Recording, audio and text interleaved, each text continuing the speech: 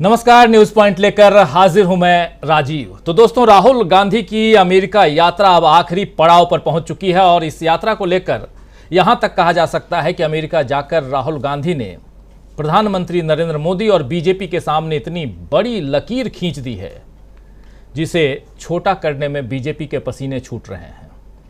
6 दिनों की अमेरिका यात्रा में राहुल गांधी ने ऐसे काम किए जिसका अनुमान बीजेपी को नहीं रहा होगा। वाशिंगटन डीसी में प्रेस कॉन्फ्रेंस से लेकर रूजवेल्ट हाउस आप सब जानते होंगे शायद। रूजवेल्ट हाउस में विचारकों से मुलाकात और न्यूयॉर्क के जेविटस सेंटर में सभा का संबोधन। अभी थोड़ी देर बाद न्यूयॉर्क के इसी जेविटस सेंटर में राहुल गांधी एक सभा को संबोधित करेंगे और वहां प्रवासी भारतीयों का हुजूम उमड़ रहा है, जो खबरें वहां से आ रही हैं। इन सब से राहुल गांधी की एक परिपक्व और सुलझे हुए राजनेता की छवि दुनिया के सामने बनी हुई है या बन गई है कह सकते हैं। दुनिया के देश उनके विचारों और बातों को वैसे ही सुन रहे हैं। आप याद कीजिए, जैसे कभी नेहरू जी की बातों को सुना करते थे।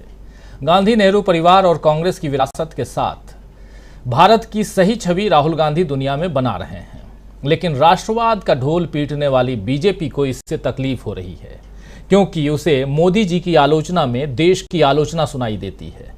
आप याद कीजिए कि राहुल गांधी ने ब्रह्मांड और भगवान वाला जो तंज कसा था, उसकी तिलमिलाहट से बीजेपी उबरी ही नहीं थी कि अब राहुल गांधी ने चीन के साथ रिश्तों पर एक बड़ा बयान दे दिया है।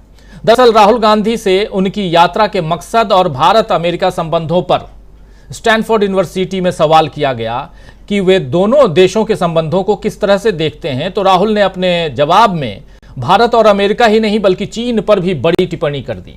राहुल ने कहा कि भारत और अमेरिका के बीच संबंध तो विकसित हो रहे हैं, लेकिन इसमें कल्पनाशीलता का अभाव वे महसूस कर रहे हैं। जैसे चीन की बेल्ट एंड रोड परियोजना एक महत्वाकांक्षी वैश्विक सोच है और यह अलोकतांत्रिक है, लेकिन इसका वैकल्पिक नजरिया हम दुनिया के सामने नहीं रख पा रहे हैं। जो बात कह रहा हूं, जरा राहुल गांधी की जुबानी ही सुन लेते हैं। बहुत इंपॉर्टेंट है ये चैप्टर यहां खोलना। बाद में जैसे जैसे इस चर्चा को हम आगे बढ़ाएंगे तो आपको और भी इसमें बहुत सारी चीज़ें समझ में आएंगी कि क्यों आज हम ये सब बातें यहाँ रख रहे हैं। राहुल गांधी की यात्रा अब समापन की ओर है। अभी से कुछ घंटे बाद राहुल गांधी न्यूयॉर्क में जेविटस सेंटर में प्रवासी भारतीयों को संबोधित करेंगे। वहाँ अमेरिकन्स भी आ रहे हैं, एक हुजूम है उमड़ रहा है वहाँ पे, और वहाँ हमारे साथी सलीम रिजवी साहब बहुत जल्दी पहुँचने वाले हैं, उनको भी वहाँ से जोड़ेंगे। लेकिन उससे पहले चीन को लेकर के, और बात चीन की नहीं है, बात भारत के लोकतंत्र की है, बात अमेरिका के लोकतंत्र की है। लेकिन क्या चीन लोकतांत्रिक देश है? ये सवाल भी यहाँ राहुल गांधी ने उठाया है। चलिए सुन लेते हैं राहुल गांधी क्या कुछ कह रहे हैं। पहले सवाल फिर उनका जवाब सुनिए। U.S.-India relations, what would you say is the current status of how our two countries work together? I think there's a lot of good work that has been done from the 90s. But as I was saying, I don't see the acts of imagination.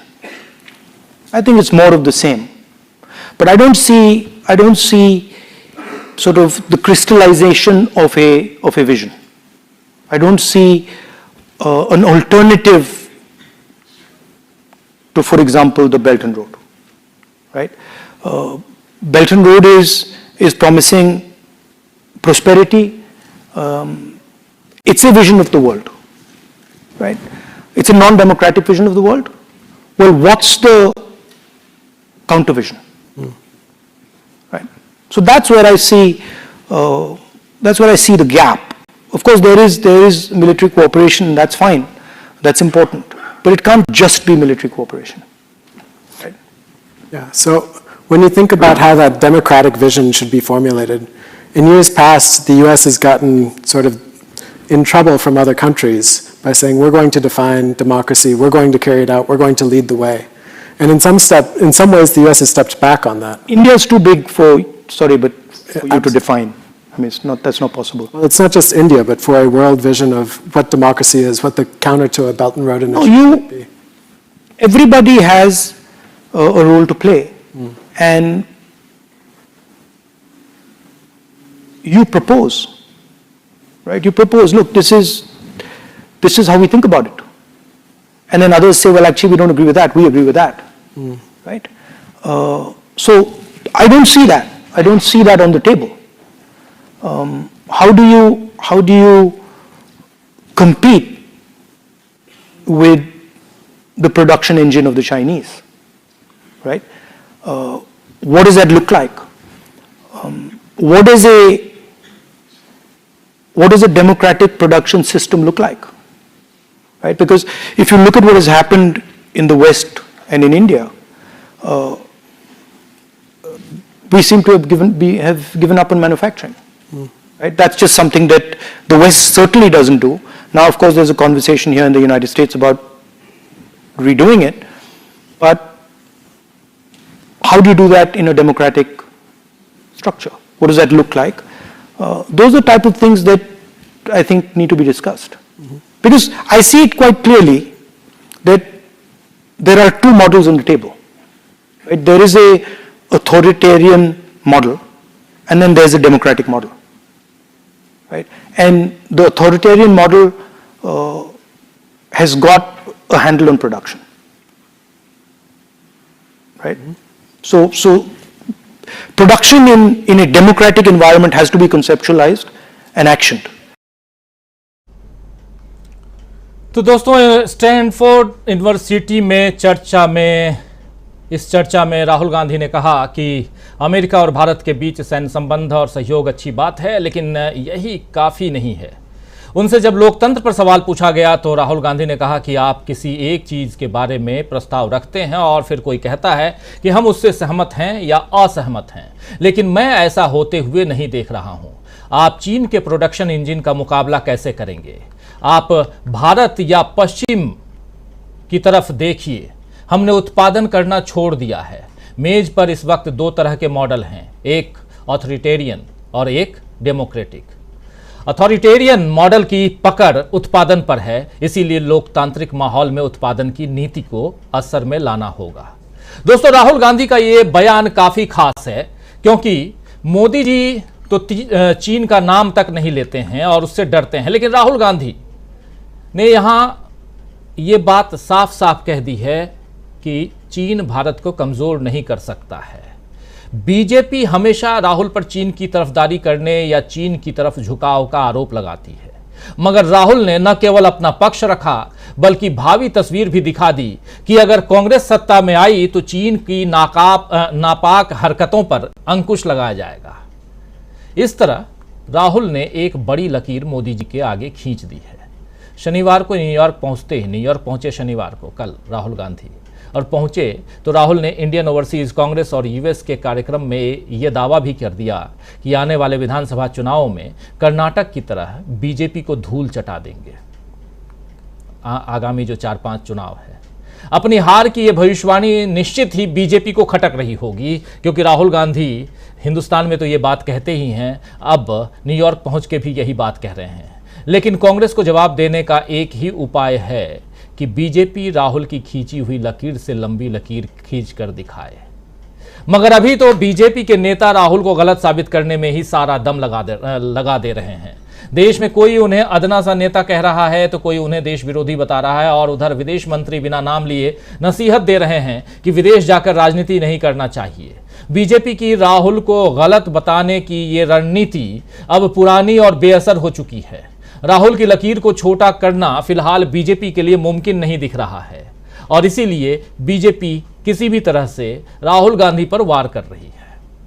चीन के मसले के अलावा राहुल गांधी ने कुछ दिन पहले AI experts के साथ भी, यानी आर्टिफिशियल इंटेलिजेंस के एक्सपर्ट्स के साथ भी, एंटरप्रेन्योर्स के साथ भी मुलाकात की थी, बातचीत की थी। उस बातचीत के भी एक अंश को आपके सामने हम रखेंगे। और उसके अलावा सत्ता पक्ष भारत की विकास गति की तारीफ करता हुआ दिखता है, यानी कि बीजेपी भारत में विकास की गति कितनी तेज गति से बढ़ रही है ये करता हुआ सत्ता पक्ष दिखाई देता है। मगर भारत, आज के भारत को किस रूप में राहुल गांधी देख रहे हैं, इस पर भी जरा उनका नजरिया समझेंगे।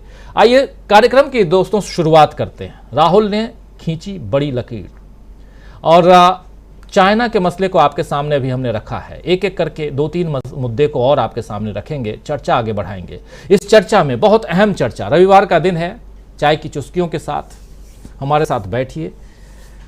डिनर राहुल गांधी के कार्यक्रम का अगर स्टार्टिंग, उनके कार्यक्रम की स्टार्टिंग हो जाएगी तो फिर वहाँ तक भी ले चलेंगे, डिनर भी साथ करेंगे, लेकिन अभी चाय के साथ चर्चा की शुरुआत करते हैं। आइए, हमारे साथ कुछ वरिष्ठ साथी जुड़े हुए हैं, उन सबसे आपका परिचय करवाता हूं और आगे बढ़ते हैं। हमारे साथ देखिए इस वक्त 6 वरिष्ठ साथी जुड़े हुए हैं। हमारे साथ मीनू जैन जी जुड़ी हुई हैं। मीनू जी, आपका स्वागत करता हूं। कई लोग पूछते हैं कि आपके प्रोग्राम में महिलाओं को होना चाहिए, तो हमारे पास एक ही हैं, मीनू जी हैं। और मीनू जी को रोज़ रोज़ तो बैठा नहीं सकते क्योंकि उनके भी अपने वो रहते हैं, कार्यक्रम रहते हैं, लेकिन ये बात ज़रूर होती है। तो मीनू जी, बहुत स्वागत और बहुत धन्यवाद आपके आज रविवार को भी जुड़ने के लिए। हमारे साथ प्रोफेसर अखिल स्वामी जी हैं, हमारे साथ प्रशांत टंडन जी हैं, धनंजय जी जुड़े हुए हैं हमारे साथ सीधे मुंबई से। बहुत इम्पॉर्टेंट स्टेट है हिंदुस्तान के लिहाज से और पॉलिटिक्स के लिहाज से, दोनों लिहाज से। धनंजय जी, आपका भी स्वागत करता हूं। हमारे साथ हमारे 2 और साथी, डॉक्टर दीपक पाचपुर जी और अमलेंदु उपाध्याय जी, आप सबका स्वागत है। स्वागत इस्तकबाल आप तमाम दोस्त साथी शुभचिंतक आप सबका जो अब तक जुड़ चुके हैं, जो जुड़ने वाले हैं इस खास कार्यक्रम में। रविवार का दिन, अमूमन कई बार छुट्टियां ले लेता हूं, आप लोगों से रूबरू नहीं होता, लेकिन आज ख़ास है। कल एक्सीडेंट की खबर आप लोगों ने परसों शाम को सुनी, रेल एक्सीडेंट की खबर जिस पर चर्चा चल रही है। अपडेट ये है कि अब सीबीआई जांच की सिफारिश करने की बात कही है रेल मंत्री ने, अभी तक का अपडेट यही है। एक अपडेट ये भी है, रेल की बात कर दूँ थोड़ी सी, एक अपडेट ये भी है कि आंकड़े आ गए थे मरने वालों के जान गंवाने वालों के आंकड़े 288 थे, जिसको कम करके 270 कर दिया गया है। आंकड़े मरने वालों कम भी होते हैं इस देश में, सरकारी आंकड़े आप सब समझ सकते हैं। पहले अखबारों में हम लोग बहुत डरते थे इस आंकड़े लिखने में कि अगर 10 की मौत हुई हो तो हम 7 लिखते थे, 8 लिखते थे, इसलिए क्योंकि कल को वो 7-8 पे आ जाए तो बड़ी तकलीफ होगी कि आपने कल कैसे 10 को मार दिया, आज 7 को मार रहे हैं। लेकिन अब सरकार ही ऐसा करने लगी है तो क्या करें।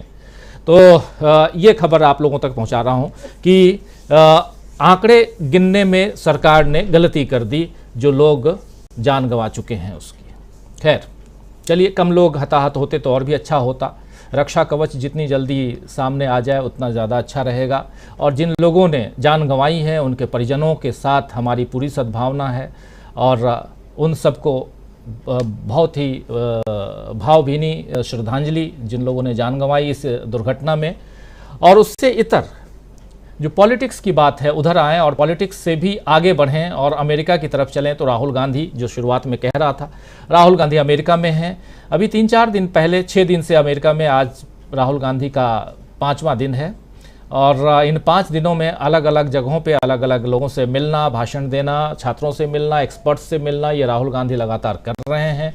और इसी बीच स्टैनफोर्ड यूनिवर्सिटी बहुत ही अहम यूनिवर्सिटी है, जिसकी चर्चा हम लोग कई बार कर चुके हैं। इस यूनिवर्सिटी ने 32 नोबेल पुरस्कार दिए हैं, तो इसलिए भी ये बहुत अहम है ये यूनिवर्सिटी। और उस यूनिवर्सिटी में राहुल गांधी ने अपनी बात रखी, कुछ सवालों के जवाब दिए। और जब अमेरिका और इंडिया संबंध के बारे में पूछा गया तो उन्होंने न सिर्फ अमेरिका इंडिया संबंध की बात की, बल्कि चीन के साथ क्या कुछ हो रहा है, चीन कैसे दुनिया में काम कर रहा है, उन सब पे चर्चा हुई। सीधा आना चाहता हूँ प्रशांत टंडन जी आपके पास। चीन के मसले से ही शुरुआत करते हैं, इसीलिए एक ही वीडियो अभी आप लोगों के बीच रखा हूं, 2 वीडियो और इसके बाद रखूंगा। और इस बीच अगर हमारे साथी सलीम रिजवी साहब उस जेविटेस सेंटर तक पहुंच गए तो वहां से भी कुछ लेने की कोशिश करेंगे कि क्या हालचाल वहां पे। चीन के मसले पे राहुल गांधी खुल करके अपनी बात रखते हुए सुने गए, और न सिर्फ खुल करके बल्कि आप याद कीजिए कि इसी मसले पे, चीन के मसले पे राहुल गांधी को, उनके परिवार को लगातार बीजेपी घेरने की कोशिश करती है और कहते हैं कि चीन के साथ इनका दोहरा रवैया है। जो बात सरकार के लिए कही जानी चाहिए वो बात गांधी परिवार के लिए कही जाती है। यहाँ पे कुछ और नजर आ रहा है। राहुल गांधी बिल्कुल क्लियर कट नजर आ रहे हैं। उनकी सरकार आएगी तो चीन के साथ क्या संबंध रहेगा ये भी वो बता रहे हैं। चीन दुनिया में क्या कर रहा है ये भी बता रहे हैं। जरा आपका नजरिया और इसको किस रूप में देखा जाए और ये बात कहां तक जाती है। जो अमेरिका में किया है जी, ठीक है, ठीक है, ठीक है। राहुल गांधी ने जो अमेरिका में किया है राजीव जी, और खासकर जो वीडियो आपने दिखाया उस कार्यक्रम में, और 2-3 जगह और उन्होंने बोला, लेकिन यहाँ पे बहुत ही कंक्लूसिव एक उन्होंने रोड मैप रखा है। ये अब मोदी जी और भारत सरकार से आगे की बात है। अब राहुल गांधी ने जियो पॉलिटिक्स का यानी वैश्विक एक मानचित्र दिया है, रोड मैप दिया है, और इसको अब दुनिया डिस्कस करेगी। भारतीय बुद्धिजीवी और अखबार और मीडिया और सरकार और ट्रोल आर्मी की समझ के बाहर की चीज है ये, या वो समझते भी होंगे तो उसमें आएंगे नहीं, क्योंकि उनका अपना एक राहुल गांधी के प्रति या किसी और कारणों से उनका एक अपने रिजर्वेशंस हैं। लेकिन मैं आपकी बात का जवाब दूं, मोटा मोटा एक पहले एक बैकग्राउंड बुलेट पॉइंट में देता हूं, और बहुत कम समय में। देखिए, आज से 2-3 दशक पहले दुनिया में 2 कैंप थे। एक अमेरिका कैंप था, एक यूएसएसआर कैंप था। यूएसएसआर कैंप का जो प्रभाव था वो मिलिट्री पावर से था। 90 के दशक में यूएसएसआर छिन्न भिन्न हो गया, और उसका जो सामरिक एडवांटेज थी, जो उसकी हथियारों की होड़ में जो एडवांटेज था, वो खतरा खत्म हो गया पश्चिम से, और दुनिया बन गई यूनिपोलर वर्ल्ड, यानी अमेरिका एकमात्र महाशक्ति बन गया। और अमेरिका एकमात्र महाशक्ति बना तो वो आर्थिक महाशक्ति भी बना, और सामरिक या जिसको कहें स्ट्रेटेजिक या हथियारों की दौड़ में भी बहुत बड़ा वो एक महाशक्ति बन गया। अब देखिए पिछले 10 साल में क्या हुआ है।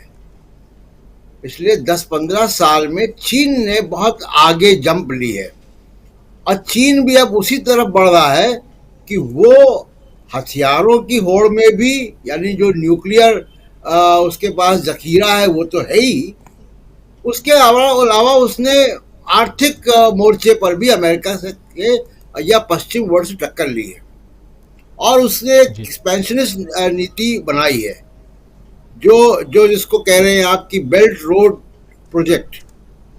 तो ये जो बेल्ट रोड प्रोजेक्ट है ये क्या है, और ये क्या करने जा रहा, पश्चिम की इससे हालत खराब है।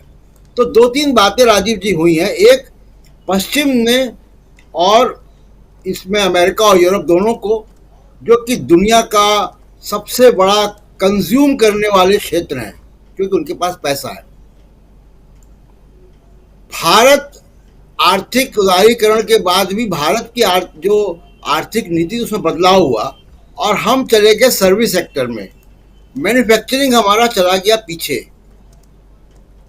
यूरोप ने और पश्चिम ने मैन्युफैक्चरिंग अपनी लगभग खत्म कर दी। तो चाइना जो है वो फैक्ट्री ऑफ द वर्ल्ड है, वो दुनिया की सारी चीजें बना रहा है। हमारे यहाँ से भगवानों की मूर्तियां भी चाइना से बन के आती हैं। Mobile phone, computers, heavy industry, automobile के पार्ट्स, कंप्यूटर, सब कुछ चाइना बना रहा है। जो कुछ हम इस्तेमाल करते हो चाइना बना रहा है। हमारा तो कॉटन के ऊपर भी चाइना का कंपटीशन भारी पड़ता है, क्योंकि वो प्राइस, जिस प्राइस में वो देते हैं उस प्राइस में कोई कम्पीट नहीं कर सकता, क्योंकि वहाँ पे लेबर लॉज उस तरीके से लागू नहीं होते, वहाँ पे टैक्सेस उस तरीके से लागू नहीं होते जैसे दूसरे देशों में होते। कंप्लायंसेस कम है। राहुल गांधी अब जो बात कह रहे हैं, इस बात को हमें समझना चाहिए कि जो बेल्ट रोड प्रोजेक्ट है, ये खतरा किस बात का है कि ये ईस्ट एशियन और पैसिफिक रिम के देशों को 7 ट्रिलियन की जीडीपी में राइज देगा 2040 तक। एवरेज देशों की 3 से 4% जीडीपी बढ़ जाएगी जो इसके मेंबर कंट्रीज होंगे जी। ये खतरा है। तो मैन्युफैक्चरिंग खत्म कर दी अपनी, बेल्ट रोड प्रोजेक्ट से उनको खतरा है। और ये जो एक्सपेंशन चाइना का हो रहा है वो भारत के लिए भी खतरा है। हमारे नीचे हम्बनतोता श्रीलंका में पोर्ट में चाइना बैठा हुआ है। हमारे पाकिस्तान में ग्वादर पोर्ट पे चाइना आ गया है। पाकिस्तान से उसका मिलिट्री पार्टनरशिप है। वो खतरे तो हमारे हैं ही, और हमारे जमीन पे तो बैठा ही हुआ है, जिसमें मोदी साहब ने कुछ किया नहीं। तो जो ऑल्टरनेटिव विजन राहुल गांधी ने दिया है वहां पे, उसने कहा है कि भाई आप भारत में इन्वेस्ट करो, भारत को मदद करो मैन्युफैक्चरिंग हब बनाने में, हम बनेंगे फैक्ट्री ऑफ द वर्ल्ड, और यहां से चाइना को हम जो है कंटेन करेंगे। तो ये बेल्ट रोड प्रोजेक्ट का, चाइना के मैन्युफैक्चरिंग हब होने का बहुत बड़ा रोड मैप राहुल गांधी ने दिया है।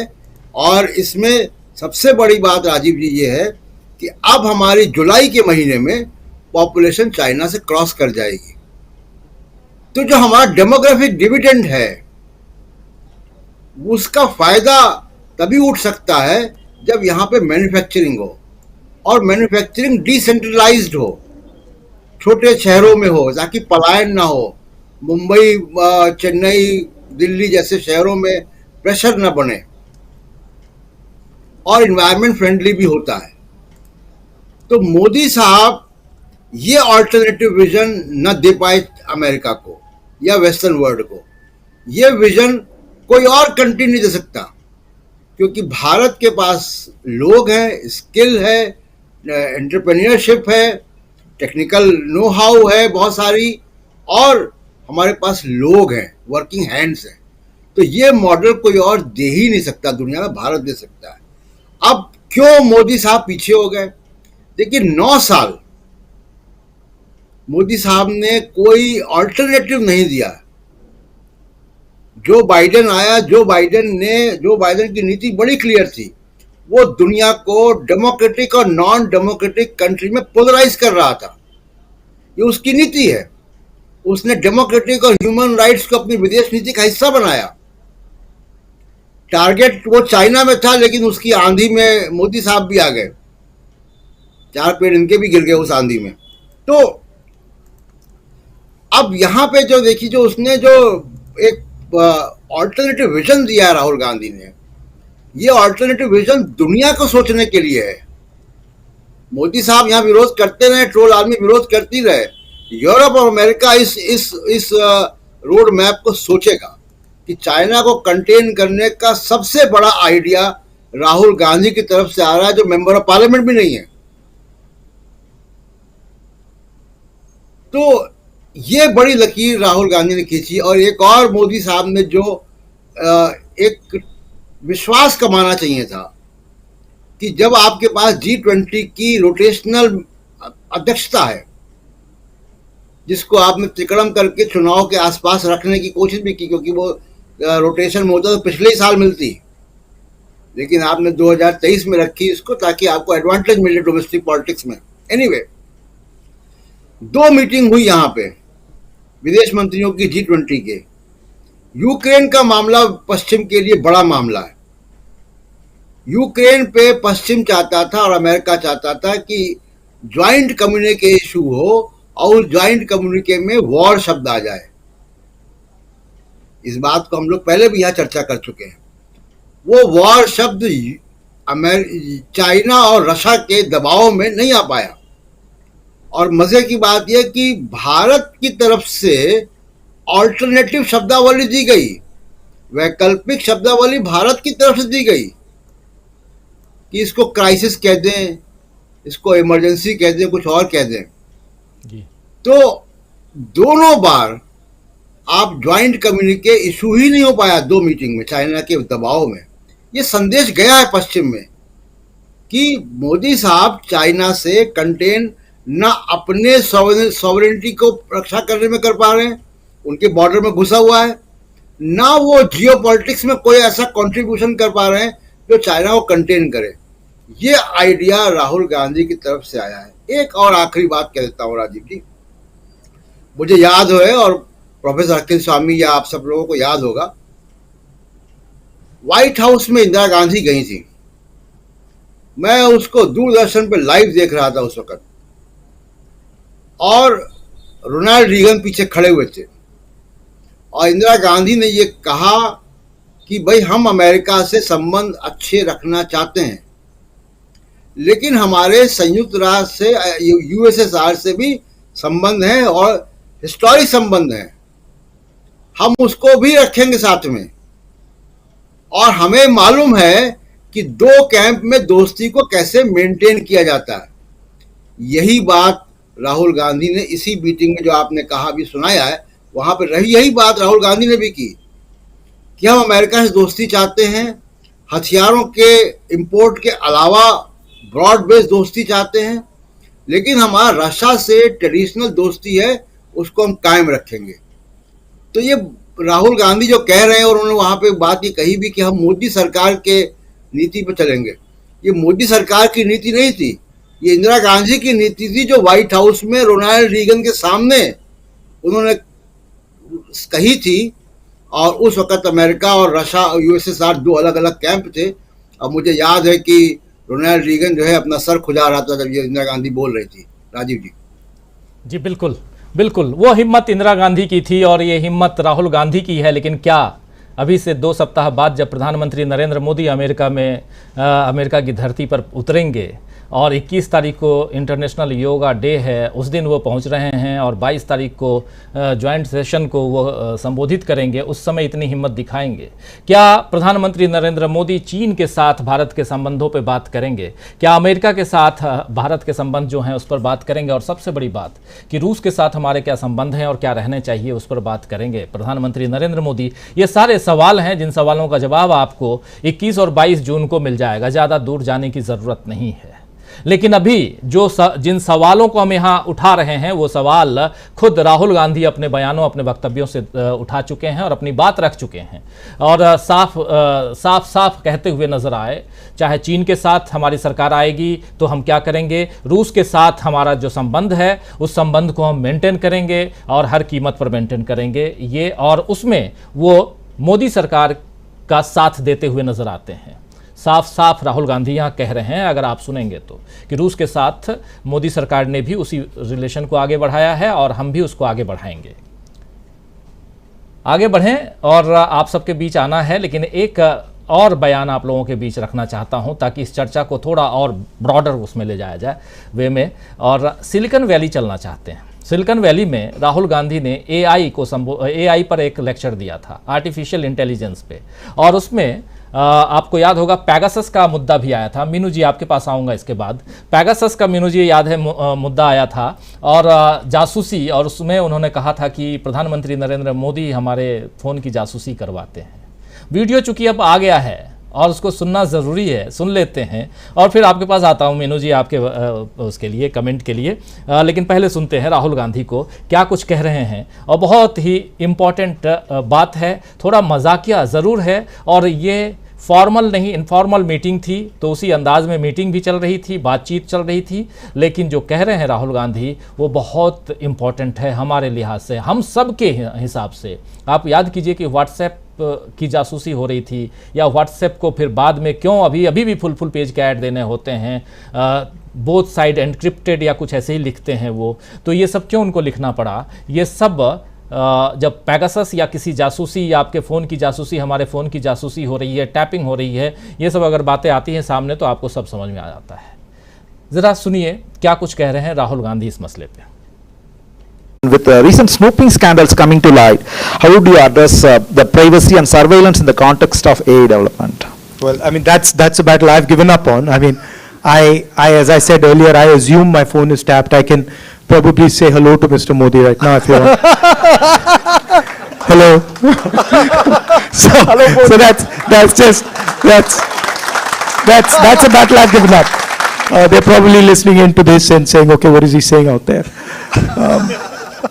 But on a more serious note, I think these are actually very important things, and I think you need to establish rules with regards to privacy of citizens, privacy of data, and protection of data of our people. Very important one, the saying hello to Modi part. So the Pegasus snooping saga. Hi Modi. The Pegasus snooping saga. You're laughing, but it's true. Huh? I mean, I'm not joking. So you had Pegasus on your phone. Pegasus snooping saga allegedly involving the BJP government. What are your thoughts about it? Certainly when such invasive surveillance tactics undermine the democratic fabric of any nation. So what measures should be taken to protect the privacy of Indian citizens, or any country should take? I think, once a new dispensation comes to power in India, this is something that we will have to actually regulate very carefully. Because right now it's completely open season. Anybody can do, they can do whatever they want with people's data, with tapping phones and stuff. And I think we'll need to study this and create some clear rules whereby the rights of people's information, rights of people's privacy is maintained and protected. Meenu जी सुन रही थी, देख रही थी आप राहुल गांधी, और सीधा phone ऊपर उठा करके ये मोदी जी सुन रहे हैं, हेलो कह रहे हैं और बहुत ही एक लाइट मूड में यहाँ राहुल गांधी नज़र आ रहे हैं, लेकिन बातें बहुत पते की इम्पॉर्टेंट बात यहाँ करते हुए नज़र आ रहे थे राहुल गांधी। चाइना की बात भी बहुत इम्पॉर्टेंट है, सीरियस नोट पे, और ये बात भी बहुत इम्पॉर्टेंट है। आपका टेक इस पे, आपकी बात क्या कुछ आप किस रूप में देखती हैं, और मैच्योरिटी ऑफ राहुल गांधी, इसकी बात भी अब दुनिया में होने लगी है। कितने परिपक्व हो चुके हैं राहुल गांधी कि किस बात को किस अंदाज में कहा जाए, बिल्कुल अलग अंदाज। क्या कहेंगे?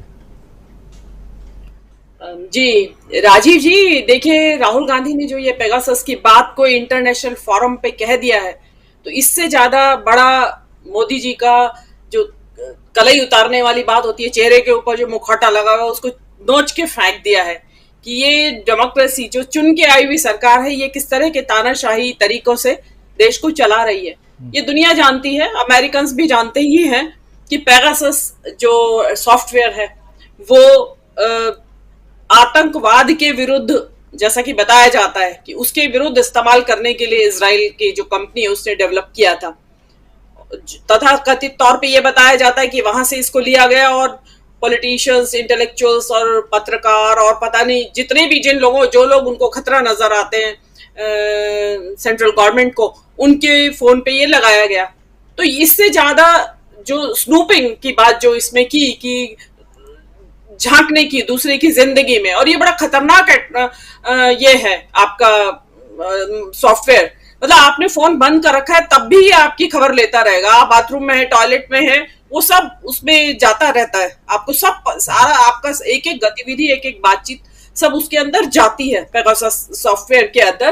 तो ये जो राहुल गांधी ने इसके बाद बताया कि भाई हम जो भी सरकार आएगी, डेफिनेटली कोई भी सरकार इस चीज के लिए कि लोगों की जिंदगी के अंदर इतना ज्यादा घुस जाए, तो और जो प्राइवेसी का जो है, जो वेस्टर्न वर्ल्ड में तो प्राइवेसी का कॉन्सेप्ट ही दूसरा है।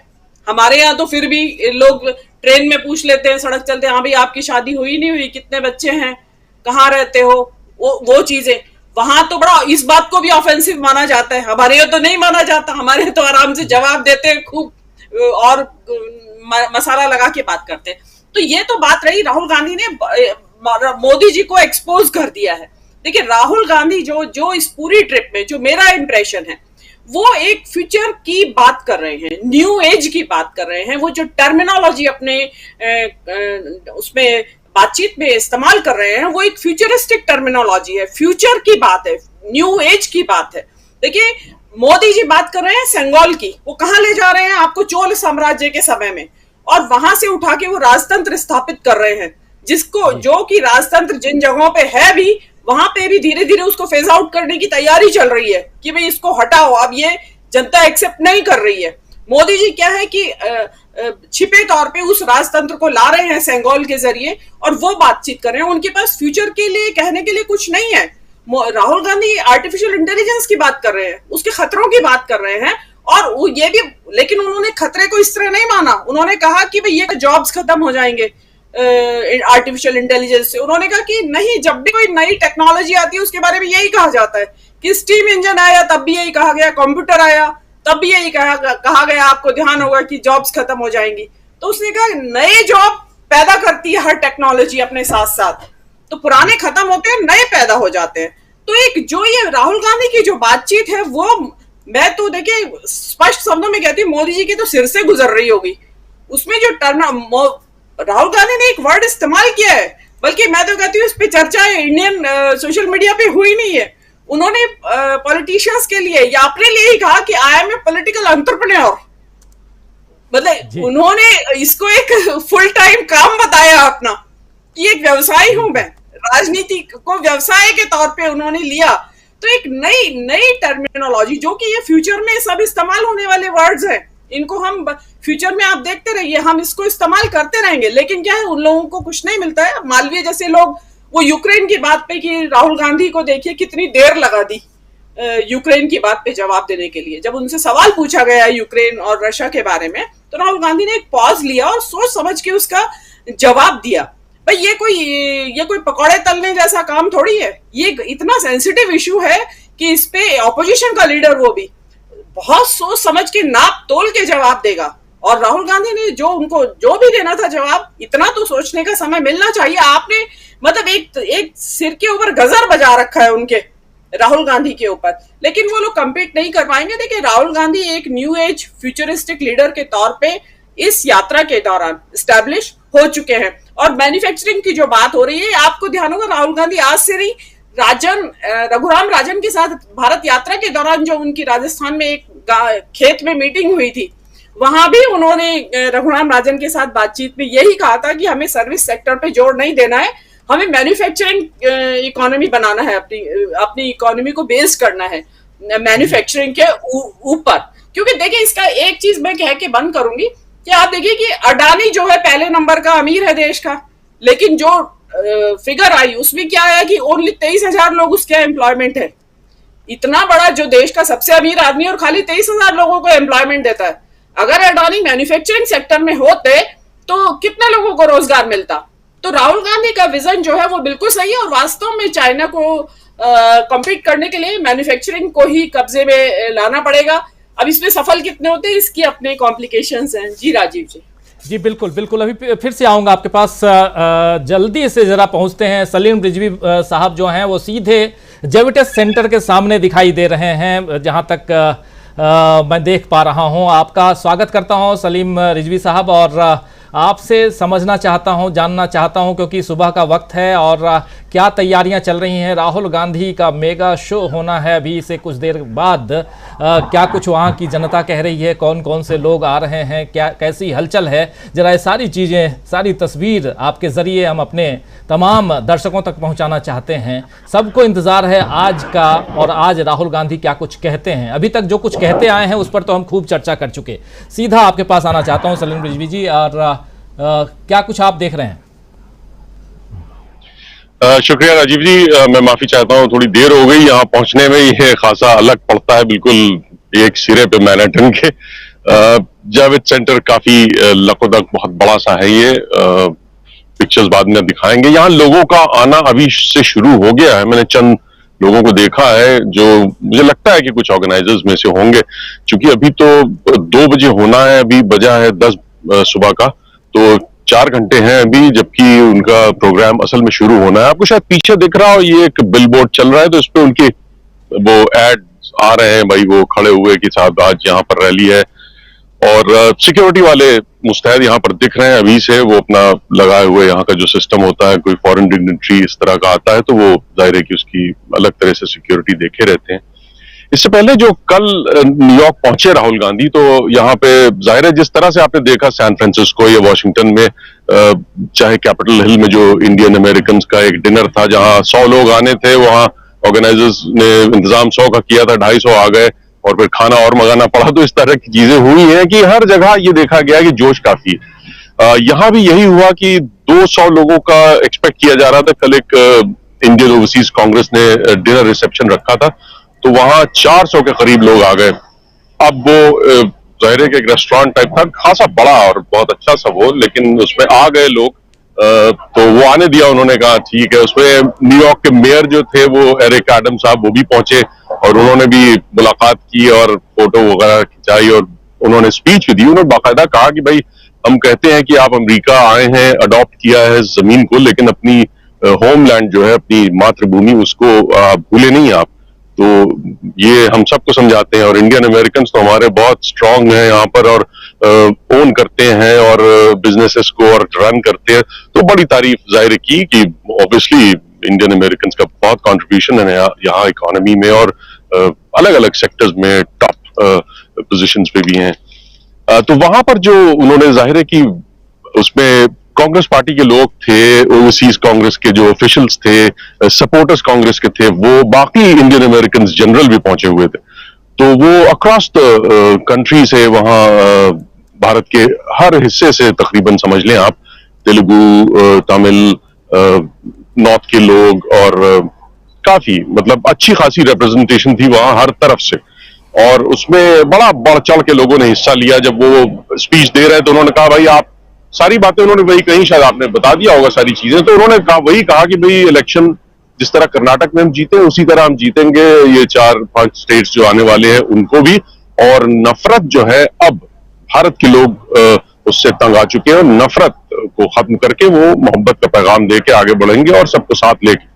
तो ये उन्होंने जब कहा कि भाई आपने देखा कि कर्नाटक में मोदी जी ने भी कोई कमी नहीं छोड़ी थी, तो फिर भी क्या सक्सीड हुए वो, तो सबने कहा नहीं, जोर से सबने। तो इतना वो इंटरेक्शन था, रिस्पॉन्सिव था क्राउड, और बड़े जोश में। तो ये जोश जो है, ये मैंने तो पहले इस तरह से नहीं देखा यहाँ। इस तरह के लीडर्स जब आए हो, राहुल गांधी खुद आए हो, इससे पहले भी आए कई बार। और जो इनकी और भी ट्रिवियाज जो है, जो 5th एवेन्यू पे होटल है वहां रुके हुए हैं, थोड़ी दूर पे एक टर्किश रेस्टोरेंट है, वहां अपना चले गए ये खाना वाना खाने, लंच, कल जब न्यूयॉर्क आ गए थे, टहलते हुए, चहलकदमी करते हुए, कुछ वक्त वो अपना टी शर्ट में जो है उसी में निकले और चलते चले जा रहे हैं। तो इस तरह की चीजें भी बड़ी यहाँ पर देखने में आई, और खासा रिलैक्स्ड और बड़े पूरे एतमाद, कॉन्फिडेंस से भरे हुए, और बहुत ठहर के आराम से बोला, जैसा कि पूरे टूर में आपने देखा होगा। तो ये एक कॉन्फिडेंस लेवल जाहिर उनका खासा बढ़ा हुआ है, और ये भारत जोड़ो यात्रा का हर जगह उन्होंने हवाला दिया है। और जाहिर है कि कर्नाटक की विक्ट्री के बाद उन्होंने ये भी कहा कि भाई 2024 भी अब हम जीतेंगे। जी, 2024 भी हम जीतेंगे। लेकिन राहुल गांधी का ये निराला अंदाज जो आप बता रहे हैं सलीम रिजवी भाई, और आपके जरिए हम यहाँ हमारे तमाम 3 मिलियन दर्शक सब्सक्राइबर आज हो गए हैं, तो 30 लाख सब्सक्राइबर्स तक हम पहुंच रहे हैं। और बहुत बहुत शुक्रिया अदा करना चाहता हूं उन तमाम हमारे जितने सब्सक्राइबर्स हैं उनको, दर्शकों, आप सबको बहुत बहुत धन्यवाद कि आप लोग इस पत्रकारिता को सराहते हैं और हमें ये मौका देते हैं कि हम आप तक पहुँचें। तो बधाई के पात्र आप सब हैं। और शुरुआत में मुझे ध्यान नहीं रहा, कई साथी लिख रहे हैं, तब याद आया कि हाँ, हम 3 मिलियन क्रॉस कर चुके हैं आज। तो बहुत बहुत धन्यवाद आप सबको जो हमें बधाई दे रहे हैं। नंबर 1 पे हम बने हुए हैं। आप सबके जो चाहत आप लोगों की इतनी अच्छी है कि हमारे आंकड़े को आप बढ़ा रहे हैं, बहुत धन्यवाद आप सबको। और साथ में सलीम रिजवी साहब जुड़े हुए हैं सीधे न्यूयॉर्क से, और वहाँ राहुल गांधी पैदल टर्किश रेस्तरां चले जाते हैं। उनका निराला अंदाज, राहुल गांधी टी शर्ट में नज़र आ रहे हैं। अभी थोड़ी देर पहले जो AI की यानी आर्टिफिशियल इंटेलिजेंस की जो बैठक में, वहाँ भी आप देखिए टी शर्ट में राहुल गांधी नज़र आ रहे थे। तो एक अलग अंदाज में, और शायद पहली दफ़ा सलीम रिजवी साहब कह भी रहे हैं कि पहली दफ़ा, इससे पहले भी कई बार राहुल गांधी आए हैं, लेकिन ये अंदाज जो उनका है पहली बार वहाँ के लोग देख रहे हैं। एक बार आना चाहता हूँ प्रोफेसर अखिल स्वामी जी के पास में, फिर आता हूँ आपके पास में, और चूँकि बहुत कुछ वहाँ से आपके ज़रिए और हम लोगों को लेना है। प्रोफेसर अखिल स्वामी जी, 2-3 बातें हम यहाँ रख चुके हैं। राहुल गांधी का भाषण, और आज भी भाषण होना है, 4 घंटे बाद होना है, उस पर आज नहीं अगर बात हो पाएगी तो कल होगी, देखेंगे जैसी भी हो। लेकिन वहाँ जब जो कुछ चल रहा है, देखिए 100 लोगों की बात होती है, 400 लोग पहुँच जाते हैं। राहुल गांधी और प्रधानमंत्री नरेंद्र मोदी में इतना फ़र्क है कि प्रधानमंत्री नरेंद्र मोदी स्टेट के इनविटेशन पे जा रहे हैं, राहुल गांधी खुद गए हैं जो सांसद भी नहीं हैं, और नॉर्मल पासपोर्ट लेकर नॉर्मल इंसान के रूप में गए हुए हैं, तब उनकी इतनी पूछ पड़क। और 2 सप्ताह बाद जब प्रधानमंत्री नरेंद्र मोदी वहाँ पहुँचेंगे, बहुत कुछ होना है। टेलीविज़न पे मोदी मोदी के नारे भी हम सुनेंगे। हालांकि कल मोदी मोदी के नारे वहाँ भी लगाए जा रहे थे जहाँ ये एक्सीडेंट हुआ है बालासोर में। बहुत ही शेमफुल अगर कह सकते हैं, लेकिन फिर भी मोदी के नारे बिना वाशिंगटन डीसी न्यूयॉर्क तो सूना ही लगेगा, ये तय मानिए, और वो होना है। लेकिन यहाँ राहुल चारों तरफ हो रहा है, और उससे पहले 2 सप्ताह पहले किस रूप में आप देखते हैं इसको, इस पूरी यात्रा को अगर समराइज किया जाए तो किस रूप में देखते हैं प्रोफेसर अखिल स्वामी? क्या यहाँ से राहुल गांधी एक नई लकीर, एक लंबी लकीर, या अपनी लकीर बहुत लंबी कर चुके हैं, ये माना जाए? देखिए राजीव जी, आज मुझे अनुमति दीजिए कि मैं एक शिक्षक की तरह बात करूं, टीचर की तरह। जी बिल्कुल। बहुत साल हो गए मैंने कॉपी जांचना बंद कर दिया, तो आज मैं कॉपी जांचता हूं।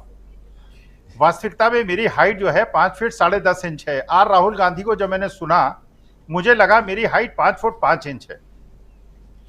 इतना गंभीर, इतना गहरा, इतना ओजस्वी, इतना अर्थशास्त्र को, सामाजिक शास्त्र को, राजनीति को समझने वाला व्यक्ति मैं कल्पना करता हूं। जो पंडित जवाहरलाल नेहरू बोला करते थे, कितने गहरे व्यक्तित्व थे और कितनी दूरदर्शिता उनमें थी। वास्तविकता में एज ए टीचर आज मैं कॉपी जांच रहा हूं। मुझे लगता है जैसे डॉक्टर राजेंद्र प्रसाद की जब टीचर ने कॉपी जांची थी और ये कहा था कि ये शिष्य जो है ये शिक्षक से ज्यादा जानता है, आज जब मैं राहुल गांधी की कॉपी जांच रहा हूं तो मुझे लगता है कि वास्तविकता में जो गहरी पैठ इस आदमी की है 71 साल की उम्र में, वो गहरी पैठ मेरी नहीं है। प्रशांत जी ने एक बात कही, राहुल गांधी ने भी वहां एक बात कही। देखिए वास्तविकता में हम बातें करते हैं भारतवर्ष को मैन्युफैक्चरिंग हब बनाएंगे। कैसे बनाएंगे? कैसे बनाएंगे? उस देश में जहां पर हमारा जो इथोस था उसको खत्म कर दिया गया, जहां कपड़े के आधार पे आप लोगों को पहचानते हैं, खान पान के आधार पे फ्रिज के अंदर झांकते हैं कि किस चीज का मांस है, उस देश को आप चाइना के कंपटीशन में कैसा खड़ा करेंगे? जो वेस्ट है, जो आपके यहां, जिससे आप चाहते हैं कि आपके यहां निवेश करे, उसकी वेशभूषा आपकी जैसी नहीं है। वो अधोवस्त्र पहन के और पूरे ऊपर के शरीर को नंगा करके संसद में नहीं घूमता। उसका जो खान पान है वो आपके खान पान से विभिन्न है।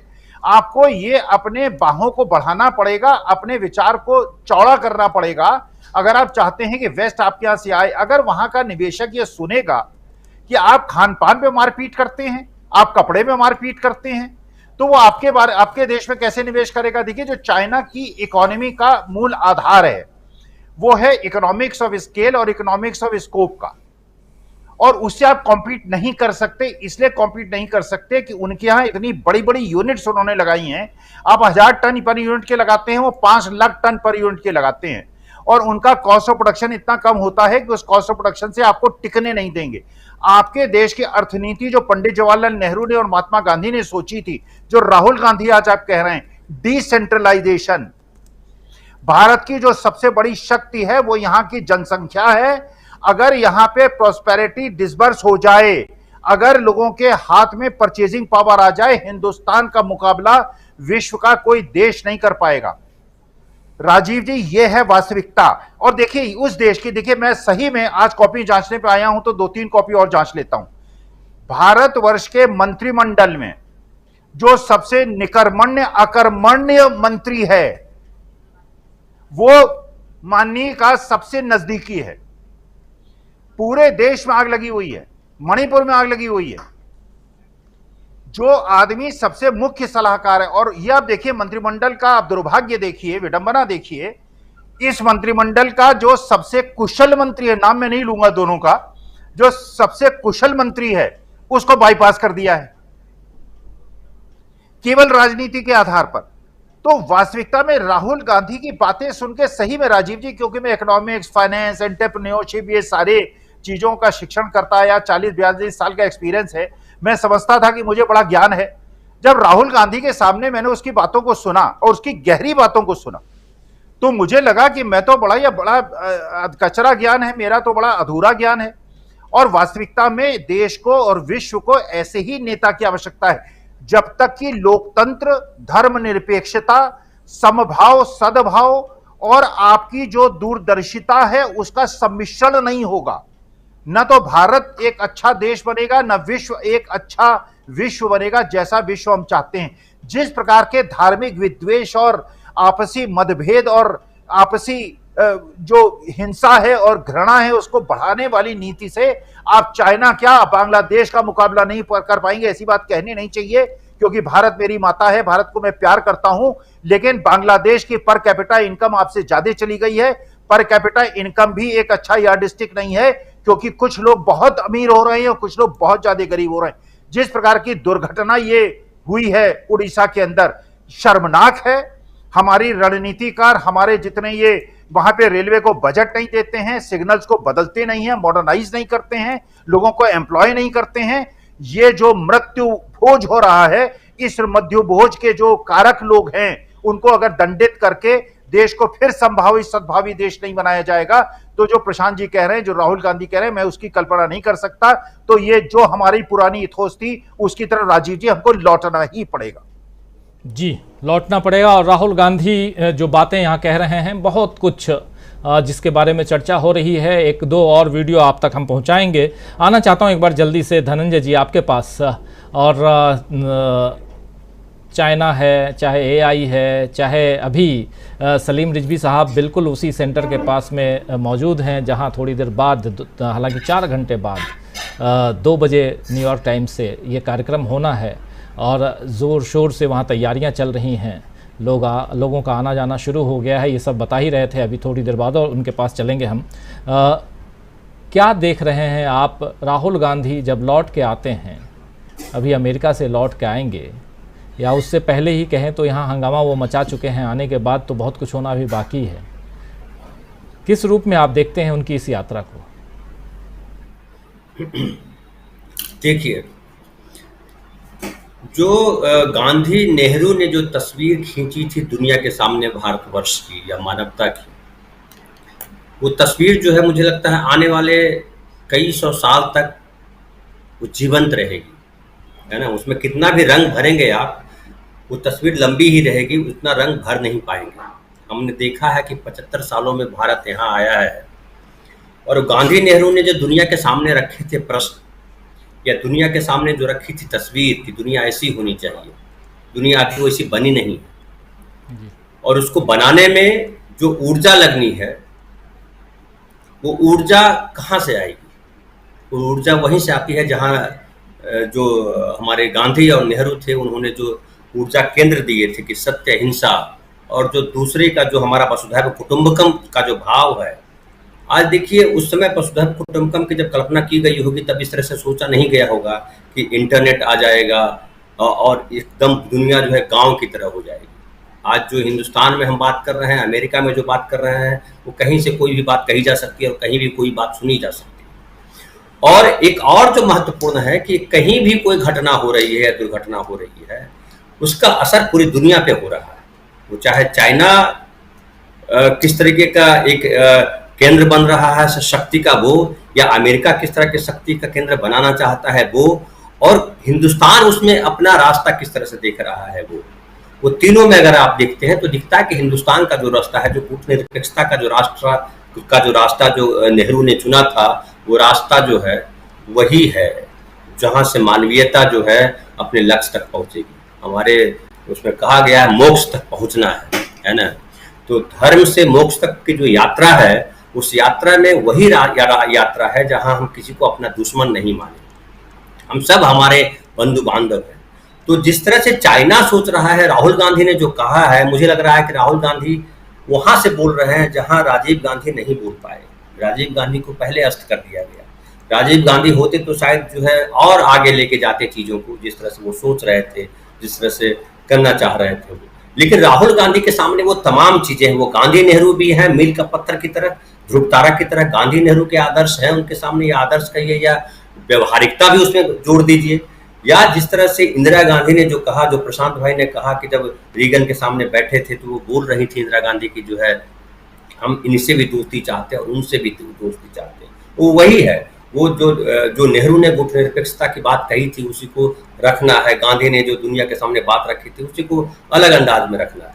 और जो राहुल गांधी आज कह रहे हैं, तो राहुल गांधी बिना इस बात से डरे कि चीन इस पे किस तरह का रिएक्शन देगा या दुनिया के बाकी देश किस तरह से रिएक्शन देंगे, वो एक सच्चे नागरिक की तरह बोल रहे हैं। मैं नेता तो वो है, इसमें कोई दो राय नहीं, लेकिन मैं वो देखता हूं कि जो इस देश का नागरिक है, जो सर्विस सेक्टर में दुनिया में फैल रहा है। और एक बड़ी अच्छी बात कही राहुल गांधी ने कि आप जो यहाँ अमेरिका में रह रहे हैं वो भारत के एम्बेसडर हैं।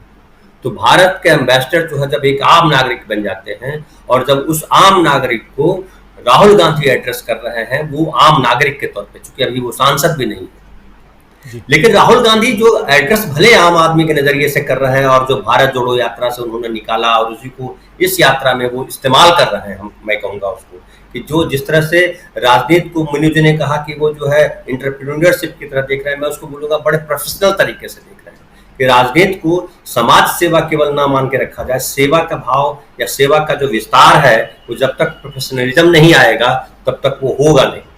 और राहुल गांधी उस प्रोफेशनलिज्म के तहत राजनीति को देख रहे हैं, ये बड़ी अच्छी बात है। और जिस गंभीरता से सारी चीजों को प्रेजेंट कर रहे हैं, वहां पे रख रहे हैं, मुझे लगता है कि इसका दस्तावेजीकरण कर रहे हैं। और दस्तावेजीकरण इस तौर पे हो रहा है कि दुनिया के सामने भारत आने वाले समय में किस राह लेगा, या जिस रास्ते पे था उसी रास्ते पे वापस जाएगा। ये जो राजदंड स्थापित किया गया, या जो महंत लाए गए, या जो पुरानी संस्कृति के नाम पे पुरानी मान्यताओं को दोहराने की बात कही गई है पिछले 9 वर्षों में, जिस तरह से मोदी जी ने प्रेजेंट किया है और जिस तरह से राहुल गांधी प्रेजेंट कर रहे हैं, दोनों में ये अंतर आपको दिखाई पड़ता है कि यहाँ प्रगतिवाद नहीं है, ये आधुनिकता यहाँ नहीं है। वो उन चीज़ों को दोहराने की कोशिश कर रहे हैं जो दुनिया से लगभग खत्म हो गई है। वो धर्म पे बात कर रहे हैं, वो जो है आडंबरों पे बात कर रहे हैं। मोदी जी बात कर रहे हैं कि कैसे हिंदू राज स्थापित किया जाए, लेकिन जो राहुल गांधी है वो भारत की जो नीति है बहुलतावाद, भारत की जो नीति है वसुधैव कुटुंबकम, उस पर बात कर रहे हैं। और मुझे लगता है दुनिया इसीलिए सुनेगी इस बात को, क्योंकि दुनिया जो सुनना चाहती है, ठीक है दुनिया में एक होड़ है, लेकिन इस होड़ से हिंदुस्तान हमेशा दूर रहा है, इस होड़ में कभी हिंदुस्तान शामिल नहीं रहा। और इसलिए ये आध्यात्मिकता जो हमारे देश की है वो सबसे बड़ी पूंजी है। और जब राहुल गांधी इस तरह की बात करते हैं तो वो पूंजी जो है वो खिलती है। ठीक है, हम गरीब देश हैं, हम आत्मनिर्भर नहीं हुए हैं, लेकिन हमारे पास जो नैतिक बल है, जिसके बल पे गांधी ने अंग्रेजों को, जिसका कभी सूरज अस्त नहीं होता था, उसको कहा कि आप जाइए हमारा देश छोड़ करके, और गए। वो नैतिक बल है जो राहुल गांधी में दिखाई पड़ता है। राहुल गांधी में नैतिक बल है, इसीलिए वो चीन को लेकर के ये बात कह रहे हैं, या पेगासस को लेकर के बात कर रहे हैं, या और दूसरी बातें कर रहे हैं, भविष्य के लेकर के जो स्वप्न है वो देख रहे हैं। लेकिन मोदी जी नहीं कर पा रहे हैं, इसलिए उनके पास नैतिक बल नहीं है। तो मैं कहूंगा कि राहुल जो कह रहे हैं, जो देश का युवा है, जिस तरह से सोच रहा है, देश के युवाओं को एक दिशा देने का भी काम कर रहे हैं कि आप कहाँ जो है फंस गए हो, कहाँ क्षेत्रीयवाद में फंस गए हो, राष्ट्रवाद, वो जो राष्ट्रवाद का एक जो संकीर्ण रूप है उसमें कहाँ अटक गए हो। क्योंकि दुनिया में जो जिस तरह से आधुनिक दुनिया है, जो वैज्ञानिक खोजें हैं, उसमें जो खोज कहीं भी हो रही है, वो कहीं भी विस्तार हो रहा है, वो पूरी दुनिया में ये जाएगा उसका असर। और भारतवर्ष के साथ एक और अच्छी बात जो प्रोफेसर साहब ने कहा, मैं उसको दोहरा दूं अंडरलाइन करने के लिए, रेखांकित करने के लिए, कि हम लगातार कहते हैं कि हमारी आबादी हमारे लिए अभिशाप है। मैं बहुत पहले से बोल रहा हूँ कि हमारी आबादी हमारे लिए वरदान है, क्योंकि अगर जो मनुष्य बना रहा है कोई वस्तु वो वरदान हो जाए, और जो प्रकृति ने जिसको गढ़ा है वो अभिशाप बन जाए, तो मुझे लगता है ये हमारे सोचने में कहीं गड़बड़ी है। और वो गड़बड़ी राहुल गांधी मुझे लगता है कि वो देख पा रहे हैं। वो कह रहे हैं कि भारतवर्ष आने वाले समय में उत्पादकता में भी, उत्पादन के लिए जो है AI भी जरूरी है और मनुष्य भी जरूरी है। और जिस तरह से नेहरू ने जिस तरह से विचार रखा था उस समय भी, कि जो नया दौर जिसको लेकर के फिल्म बनी थी बाद में, कि वो जो है आधुनिकता हमारा रास्ता कभी रोकती नहीं है, आधुनिकता हमको और विस्तार देती है। और हम विस्तार वो देख पा रहे हैं कि अगर ये इंटरनेट आया है, तो इंटरनेट से आज जो है रिजवी साहब भी जुड़े हुए हैं, न्यूयॉर्क से आप जुड़े हुए हैं, दिल्ली से कोई जुड़े हुए हैं, लखनऊ से, कोई देहरादून से, और कोई मुंबई से अपने घर में बैठ करके बोल रहा है। तो हमारा कितना विस्तार हुआ है, और इस विस्तार में भारतवर्ष क्या रोल निभाता है, उस रोल को एक जो कहते हैं कि ये जो भौतिकवाद है, जिसकी बात अभी बहुत विस्तार से मैं नहीं करूंगा, गांधी ने इसमें बहुत विस्तार से बात कही थी यूरोप के भौतिकवाद को लेकर के। तो राहुल गांधी जो कह रहे हैं बड़े सामान्य तरीके से कह रहे हैं, और इस देश के एम्बेसडर के तौर पे बोल रहे हैं, और उनका हम लोगों को आभार व्यक्त करना चाहिए कि एक आम नागरिक के नाते, जो संविधान में हमारे लिखा हुआ कि हम भारत के लोग, यानी हम पूरे भारतवासी जो है भारतवर्ष के मालिक हैं, तो हम कहें कि इस पृथ्वी के मालिक हैं, हम सब जो इस पृथ्वी पे जन्म लिया है, वो हर आदमी को ये अधिकार है कि पृथ्वी को बनाने में योगदान दे। जी जी राजीव। बिल्कुल बिल्कुल। एक बार आना चाहता हूं फिर से सलीम रिजवी साहब आपके पास। यहाँ हम लोग जो बातें कर रहे हैं, अभी तक राहुल गांधी ने जो कुछ वहाँ भाषण दिया या लोगों से इंटरेक्ट करते हुए बातें जो हुई हैं, उन सब से जो निकल के बातें आई हैं, उन सब पर हम यहाँ एक विश्लेषण कर रहे हैं, समीक्षा कर रहे हैं। लेकिन साथ साथ आज जो कुछ होना है इसको लेकर के वहाँ क्या हलचल है, कुछ चर्चा हो रही है क्या? न्यूयॉर्क सिटी बहुत बड़ा शहर है जानता हूँ, लेकिन फिर भी राहुल गांधी का और एक प्रमुख विपक्षी पार्टी के प्रमुख नेता का वहां पहुंचना, वहां के अखबारों से लेकर लोगों के बीच, आवाम के बीच क्या कुछ हलचल है? अगर ऐसा है कुछ तो ज़रूर साझा करनी कीजिए ताकि हम और हमारे दर्शक इसको जान पाएं।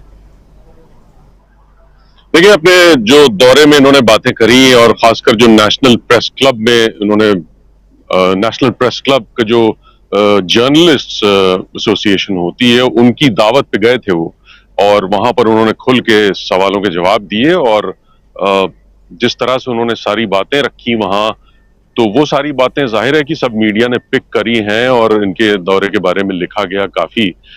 यहाँ पर भी जाहिर है कि नहीं, क्योंकि ये एक बड़ी रैली है। इसमें ये कहा जा रहा है कि न्यूयॉर्क हो, पेंसिल्वेनिया हो, न्यू जर्सी हो, कई इलाकों से बसों का इंतजाम किया गया है।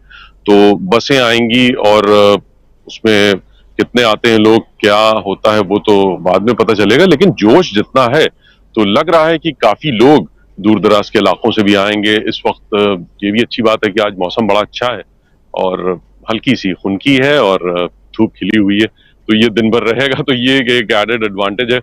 बाकी जो यहाँ पर इन्होंने रूजवेल्ट हाउस में एक बड़ी अहम न्यूयॉर्क के थिंकर्स के साथ मीटिंग की थी कल सैटरडे को, और उसमें वो रूजवेल्ट हाउस फ्रैंकलिन रूजवेल्ट जो अमेरिका के प्रेसिडेंट थे, तो उन्हीं का घर है और उसमें इस तरह के डिस्कशंस होते रहते हैं।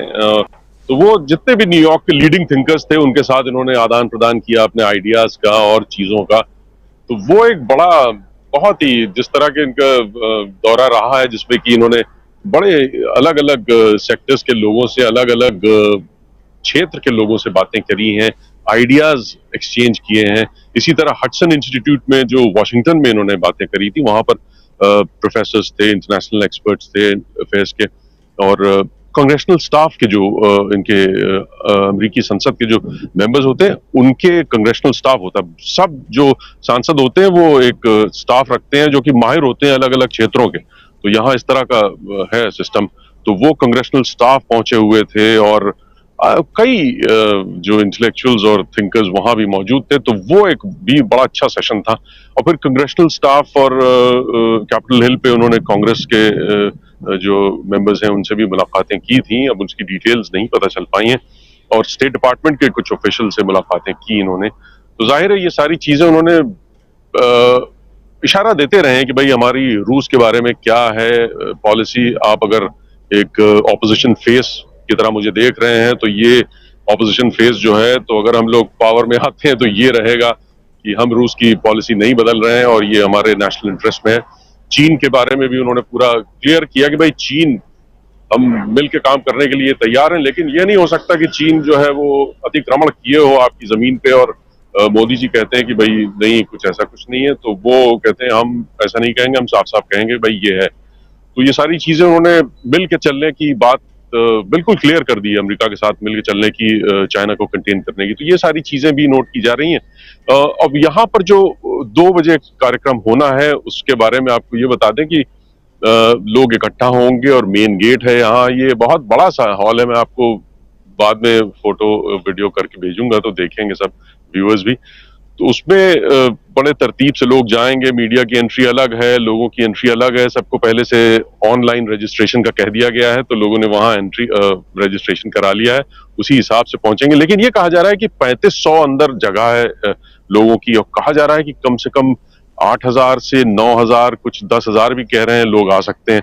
तो अब उसके लिए ये भी सोचा जा रहा है कोई बाहर वो स्क्रीन होगी, उसमें लोगों को रखना पड़ेगा बाहर कि वो स्क्रीन पे देख सकें। तो इस तरह की भी प्रिपरेशंस चल रही हैं यहाँ, और उम्मीद की जा रही है कि पूरी फुल टू कैपेसिटी के बाद उतनी ही तादाद में लोग बाहर भी होंगे। तो ये सब माहौल है। और सिटी जाहिर है कि कोऑपरेट कर रही है। एरिक एडम्स से अहमियत रखता है, ये किसी और शहर का मेयर नहीं, न्यूयॉर्क सिटी का मेयर इज एज गुड, ये समझ लें आप, ये हैसियत होती है। तो उनका ये है कि भाई जाके डायस पे उनके साथ बैठना और वक्त गुजारना, स्पीच देना, तो बड़ी अहमियत दे रहे हैं। वो जाहिर है कि उसका रिफ्लेक्शन है कि इंडियन अमेरिकन ने बड़ा सिटी के लिए भी किया है, न्यूयॉर्क शहर में बड़ी जाहिर है कि कंट्रीब्यूशन है हर फील्ड में इंडियन अमेरिकन का। तो वो सब देखते हुए, वो जाहिर है पॉलिटिशियन है तो उनको भी अपने चुनाव भी देखने होते हैं। वो नहीं चाहते कि भाई हमारी इंडियन अमेरिकन कम्युनिटी किसी भी ह्यू की हो, वो कांग्रेस हो बीजेपी हो, वो उनके साथ रहनी चाहिए। तो सब चीजें ये भी हैं। बड़ी दिलचस्प सिचुएशन है। और ये राहुल साहब क्या आज भाषण देते हैं और क्या, जाहिर है बहुत पुरजोश है माहौल यहाँ, और ये बड़े एक्टिव होते हैं यहाँ जो इंडियन अमेरिकन है न्यूयॉर्क के इलाके में। ये बड़े रिएक्ट भी करते हैं, रिस्पॉन्सिव होते हैं और बहुत एक्टिव। तो जैसे वहां मैं एक चीज बताना भूल गया पहले, जैसे वो डिनर हुआ था कल भी और वाशिंगटन में भी, कैपिटल हिल में, तो वहां वो टेबल बनाई होती है, उसी पे बैठे होते हैं 6-7 लोग, और बहुत सी टेबल्स होती हैं इस तरह की।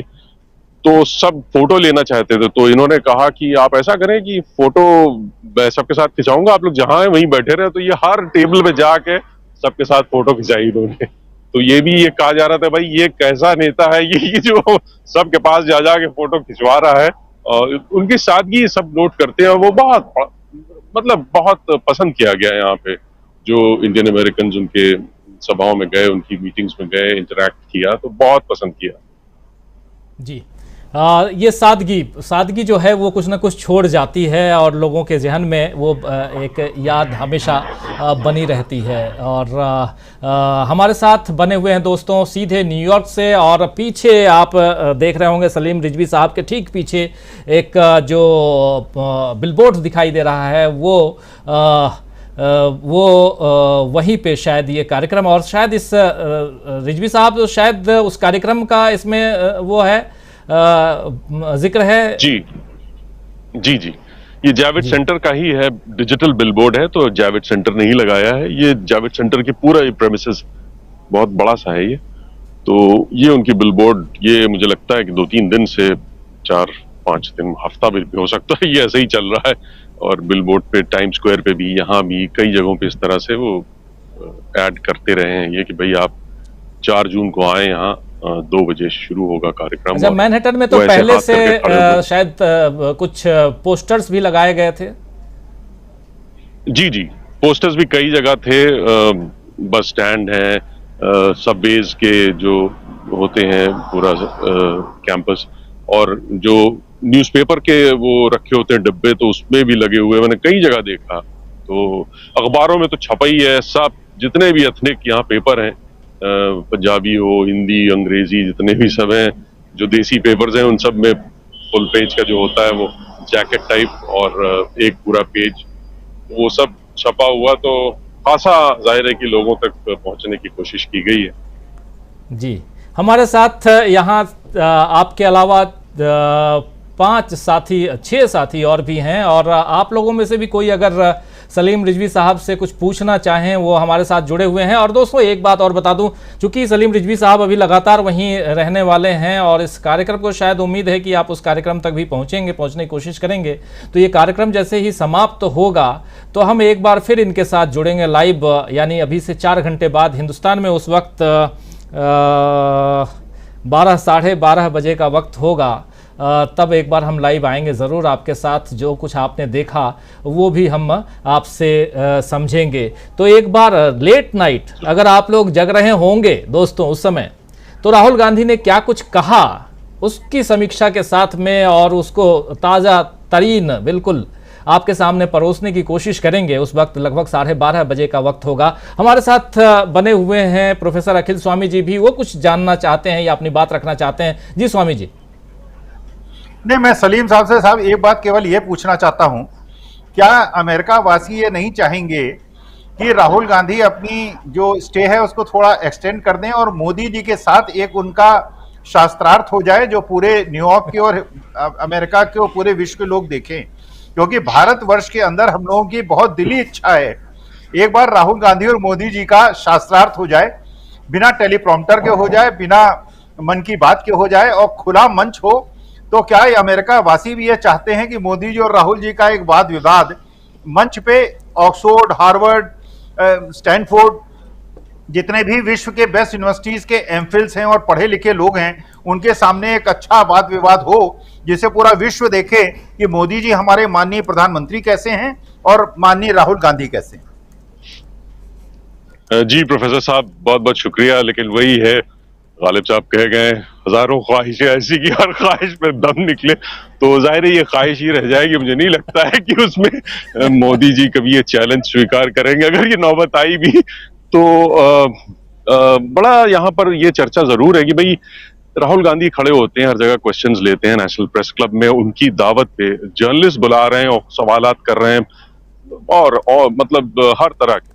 लेकिन मोदी जी ने एक प्रेस कॉन्फ्रेंस तक नहीं की आज तक, तो जाहिर है बहुत डिफरेंस है। और मुझे नहीं लगता कि अब की भी वो आएंगे अगर तो सवालात लेंगे या ऐसा कुछ जो एक प्रॉपर प्रेस कॉन्फ्रेंस होती है वो करेंगे।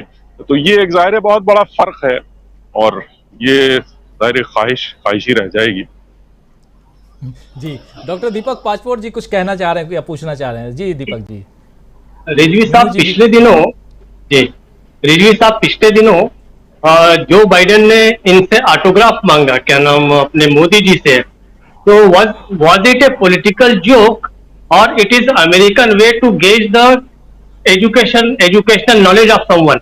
दस्तखत वो ऑटोग्राफ लेके क्या जानना चाहते थे जो बाइडेन साहब की, उनका एजुकेशनल लेवल जांच करना चाहते थे या क्या करना चाहते थे, और उसको कैसे लिया वहां के लोगों ने?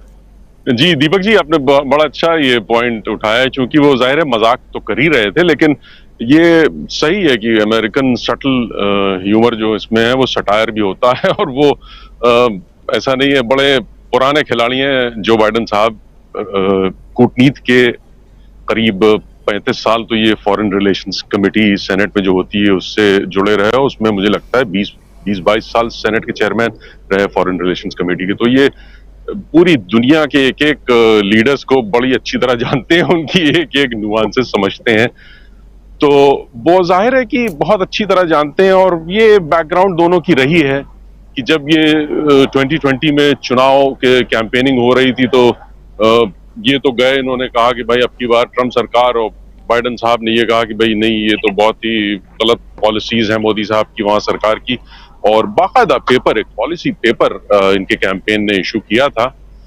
तो अब जाहिर है वो चुनावी दौर था, उसमें ये बातें करी, बड़ी सख्त बातें कही थी उन्होंने कि भाई ये बिल्कुल we can not accept this, जिस तरह की पॉलिसीज ये हुकूमत वहां पर मोदी साहब की फॉलो कर रही है, ह्यूमन राइट्स की हो चाहे दूसरे इश्यूज, तो वो सब भी एक बैकग्राउंड तो है ही है बहरहाल। तो वो मुझे लगता है कि उसी तरह की कोई चुटकी ले रहे थे। जी जी, आता हूँ एक बार, पहले मीनू जी कुछ कहना चाहती थी, फिर धनंजय जी आपके पास। देखिए सलीम रिजवी साहब, आपके पास सवालों की झड़ी लगने वाली है, और लेकिन बहुत महत्वपूर्ण बातें आप यहाँ रख रहे हैं। अभी तक तो सिर्फ मैं ही पूछ रहा था, लेकिन ये ओपन इसलिए किया हूँ ताकि अलग अलग वैरायटीज ऑफ क्वेश्चंस आएंगे तो बहुत जानकारियां हमारे तमाम दर्शक जो जुड़े हुए हैं उन तक भी पहुंचेंगी। मीनू जी प्लीज। जी सलीम साहब, क्या जैसे आपने एनआरआईज के बारे में बताया कि क्या यहाँ पे क्या उन लोगों का जोशो खरोश है, जो भी कुछ है, क्या आपके कोई जो लोकल्स वाइट्स जो है उनके बीच में भी कुछ इसके बारे में कोई छोटी मोटी कोई भी चर्चा है, या राहुल गांधी के बारे में कुछ कोई ओपिनियन वहाँ आम वाइट्स के बीच में या अदर नेशनैलिटीज के बीच में कुछ बात हो रही है क्या? जी इंटरेस्ट आप कहें तो इस बात से भी देखा जा सकता है कि जो जैसे कल यहाँ पर एक इंडियन ओवरसीज कांग्रेस की जो डिनर रिसेप्शन था, तो उसमें बाकायदा कुछ अमरीकी वाइट्स पहुंचे हुए थे, और वो हो सकता है कि दोस्त हों किसी के जो इंडियन अमेरिकन होते हैं, और वो उनको क्यूरियोसिटी हो, इंटरेस्ट हो। कुछ लोग बड़ा एक वर्ल्ड विजन रखते हैं और उनको ये भी रहता है कि भाई दूसरे मुल्कों में क्या हो रहा है, ये कौन लीडर है। तो इस तरह से जाहिर है कि वो कल बिल्कुल गोरे भी आए थे, वाइट अमेरिकन, और यहाँ इस तरह से तो जाहिर है आप जानती हैं अमेरिकन समाज बड़ा इंडिविजुअलिस्टिक होता है, तो किसी को किसी की नहीं पड़ी होती। यहाँ पड़ोसी नहीं जानता कि आपको सालों साल रह जाए, उस नहीं समझ में आता, उसको पता भी नहीं होता कौन रहता है, नाम तक नहीं जानता। तो इस तरह का यहाँ माहौल होता है। लेकिन ये जरूर है कि जो अवेयर लोग हैं, जो इस चीजों में थोड़ा स्टडी, क्योंकि ये भी एक यूनिवर्सिटी का भी सेंटर है, यहाँ पे पढ़े लिखे इस तरह के भी लोग हैं जो इंटरनेशनल रिलेशंस हो या पोस्ट ग्रेजुएट्स और इस तरह की डिग्रीज परस्यू करते हैं, प्रोफेशनल्स हैं, तो वो सब इंटरेस्ट तो जाहिर है रखते हैं। और बड़ा मार्केट है यहाँ पे, वॉल स्ट्रीट, तो ये सारी चीजें तो रखते हैं, तो उनकी नजर तो बहरहाल रहती है। वो आए बैठक में या डिनर रिसेप्शन में या ना आए, लेकिन ये जरूर है कि वो नजर रखे रहे। जी जी धनंजय जी, मीनू जी कुछ जोड़ना चाह रही थी? जी नहीं, मैं धन्यवाद जी धनंजय जी कुछ आप जी चाहूंगा सलीम भाई आपसे। हाँ ठीक जी। मेरी आवाज नहीं आ रही? आ रही। सलीम भाई, मैं ये जानना चाह रहा हूँ कि जो आपने जो ट्रम्प अब की बार ट्रम्प सरकार का जिक्र किया, और जब मोदी जी यहाँ से गए थे उस वक्त, और वहाँ पे जो भारतीय हमारे हैं, जो इंडियन अमेरिकन बोल रहे हैं आप, वो मोदी कर रहे थे, क्या उनमें से कुछ लोग ऐसे मिले जो वहाँ भी थे और यहाँ भी आए और उनको कहीं ना कहीं ग्लानि हो रही हो कि अरे मैंने क्या किया, संप्रभुता, अमेरिका की संप्रभुता में घुसने का जो प्रयास था उस पर भी हमने मोदी किया जो नहीं करना चाहिए था? क्या ऐसा उनको एहसास हुआ कि हम एक ऐसे देश में आए हुए हैं जहाँ पढ़े लिखे लोग हैं, जहाँ संकीर्णता इस तरह से नहीं है, वहाँ हमने मोदी किया, और राहुल गांधी आज इस तरह से आए हैं तो उनको क्या महसूस हो रहा है? ऐसा कुछ लोग मिले आपको? देखिए, ये तलाश में मैं भी हूं और मुझे उम्मीद कम है, लेकिन कुछ लोग जरूर इस तरह से शिफ्ट हुए हैं जो शायद फेंस पे रहे हों, सपोर्ट करते थे, जाते थे मोदी साहब की मीटिंग्स में, लेकिन कुछ लोग ऐसे हैं कि जो कहते हैं कि भाई ये तो सही नहीं है, डायरेक्शन सही नहीं है, ये बंदा तो सही बातें कर रहा है। तो इस तरह के कुछ लोग हैं। लेकिन आप ये जरूर ध्यान में रखें कि मोदी साहब की बड़ी फॉलोइंग है अभी भी अमेरिका में जो इंडियन डायस्पोरा है। अब वो चाहे आप सिर्फ गुजरात वाले ले लें या और तेलुगु और अलग अलग इलाकों में उनकी बड़ी जो कोर कहें आप, जो मैडिसन स्क्वायर गार्डन में पहुंचे थे, जो ह्यूस्टन में हाउडी मोदी में पहुंचे थे, तो उसमें कोई खास फर्क नहीं पड़ा है। ये तो बात सही है, लेकिन ये है कि जो पहले लोग सोचते थे अरे नेता हैं, आए हैं, छोड़ें कौन जाए, लेकिन वो सब इंटरेस्ट जो राहुल के फंक्शंस में मैं देख रहा हूं, मैंने तो पहले इस तरह देखा ही नहीं था। ये इस तरह से रिएक्ट कर रहे हैं लोग, और ये भी कहे कि भाई नहीं, ये तो बातें सही कर रहा है और ये डायरेक्शन में सही नहीं जा रही है कंट्री, तो कुछ चेंज जरूरी है। अब ये किस हद तक लोग जो पहले मोदी साहब को कर जी क्या कह रहे हैं? मेरा ये सवाल इसलिए था कि जो राहुल गांधी ने कहा कि आप जो अमेरिका में रह रहे हैं भारतीय, वो इंडियन एम्बेसडर हैं, तो और जो वहां पे बैठ करके अमेरिका, हम यहाँ से भी अगर देखते हैं, अपने गांव से जाकर के देखते हैं, तो अमेरिका जाना बहुत बड़ी बात है। अमेरिका गया मतलब बहुत समझदार आदमी होगा, उसकी जहनीत बहुत विराट होगी, ऐसा हम सोचते हैं। तो क्या वो जो वहाँ जो लोग रह रहे हैं, जो अमेरिकन है, उनका उनके प्रति क्या भाव है? जो हाउडी मोदी वाले जो ग्रुप है, उनको लेकर के अमेरिकन क्या सोचते हैं? नहीं, आपने बिल्कुल बड़ा अच्छा पॉइंट ये उठाया। ये बात सही है कि चाहे वो छोटी जगह से आए हों, छोटे शहरों से आए हों, कस्बों से आए हों, गांव से आए हों, पढ़ लिख के यहाँ लोग अच्छी पोजीशंस पे आए हैं, और चाहे बड़े शहरों से आए हों, वो यहाँ पर अगर हैं और उसके बाद भी ये करते हैं कि भाई जो एक बिल्कुल एक्सक्लूसिविस्ट और एक मेजॉरिटेरियन कह लें आप, मैं ज़्यादा सख्त अल्फाज यूज़ नहीं करना चाहता, तो उस तरह का सेटअप हिंदुस्तान में चाहते हैं आप। लेकिन आप यहाँ पर एक माइनॉरिटी की हैसियत से बड़ा एक सेकुलर समाज और एक ऐसा समाज का पूरा मजे लूटना चाहते हैं कि जो आपको बहुत बहुत सपोर्ट करता है एज ए माइनॉरिटी। तो ये आपकी बात बिल्कुल ठीक है। उस हवाले से जाहिर है अमेरिकन बड़े दिल के होते हैं ये लोग, और आप कहें कुछ भी, किसको भी सपोर्ट करें, ये मुझे लगता है कि फर्स्ट अमेंडमेंट का ही है कि freedom of expression, you are free to choose your religion, free to say anything. तो ये सारी चीजें ये बड़ी सीरियसली लेते हैं। फर्स्ट अमेंडमेंट मतलब पहला संशोधन हुआ है तो ये इन्हीं चीजों पे हुआ, तो ये बड़ी अहमियत रखता है यहाँ। और वो कहते हैं आप जिसको जी चाहे सपोर्ट करें, लेकिन किसी को फिजिकली हार्म ना करें और चोट ना पहुंचाएं किसी को फिजिकली। जी प्रशांत जी कुछ कह रहे थे। हाँ सलीम साहब, एक सवाल मैं आपसे पूछना चाह रहा था और आपकी बात पे ही कि बहुत बड़ी संख्या में आपने कहा मोदी साहब के समर्थक हैं और वो ये भी चाहते हैं कि अमेरिका बड़ा सेकुलर और इंक्लूसिव कंट्री रहे और भारत में वो हिंदू राष्ट्र की वकालत करते हैं। तो सरल हिंदी में इसको दोगलापन कहते हैं। लेकिन उसके अलावा जो सवाल जो मैं आपसे पूछना चाह रहा था कि देखिए, जो एक दूसरा खेमा है जो राहुल गांधी के साथ नजर आ रहा है, उसकी ताकत यह है कि वहां पे अगर राहुल गांधी से के साथ वो मिल रहा है तो मायावती पहली बार राहुल गांधी के पक्ष में यहाँ ट्वीट करती दिखाई दे रही है। ये असर आ रहा है। दूसरा कि ये जो इफेक्टिव है, मैं आपसे समझना चाह रहा हूं, क्योंकि आपने संख्या की बात की, मोदी साहब की संख्या में जरूर होगा, लेकिन वो यूनिवर्सिटी के कानून बदलवा देता है। एक जो सेकुलर खेमा है कैलिफोर्निया में हो गया, कैलिफोर्निया स्टेट ने कानून बदल दिया दलितों के साथ डिस्क्रिमिनेशन का। उसके अलावा वो रिलीजियस फ्रीडम कमेटी में रिप्रेजेंटेशन देता है और वो मोदी सरकार के खिलाफ तमाम सारे इंसर्शंस वहां पे डलवा देता है। तो ये जो इतना बड़ा जो मोदी साहब का समर्थक है, वो इन इंस्टीट्यूशंस में क्यों नहीं जा पाता है?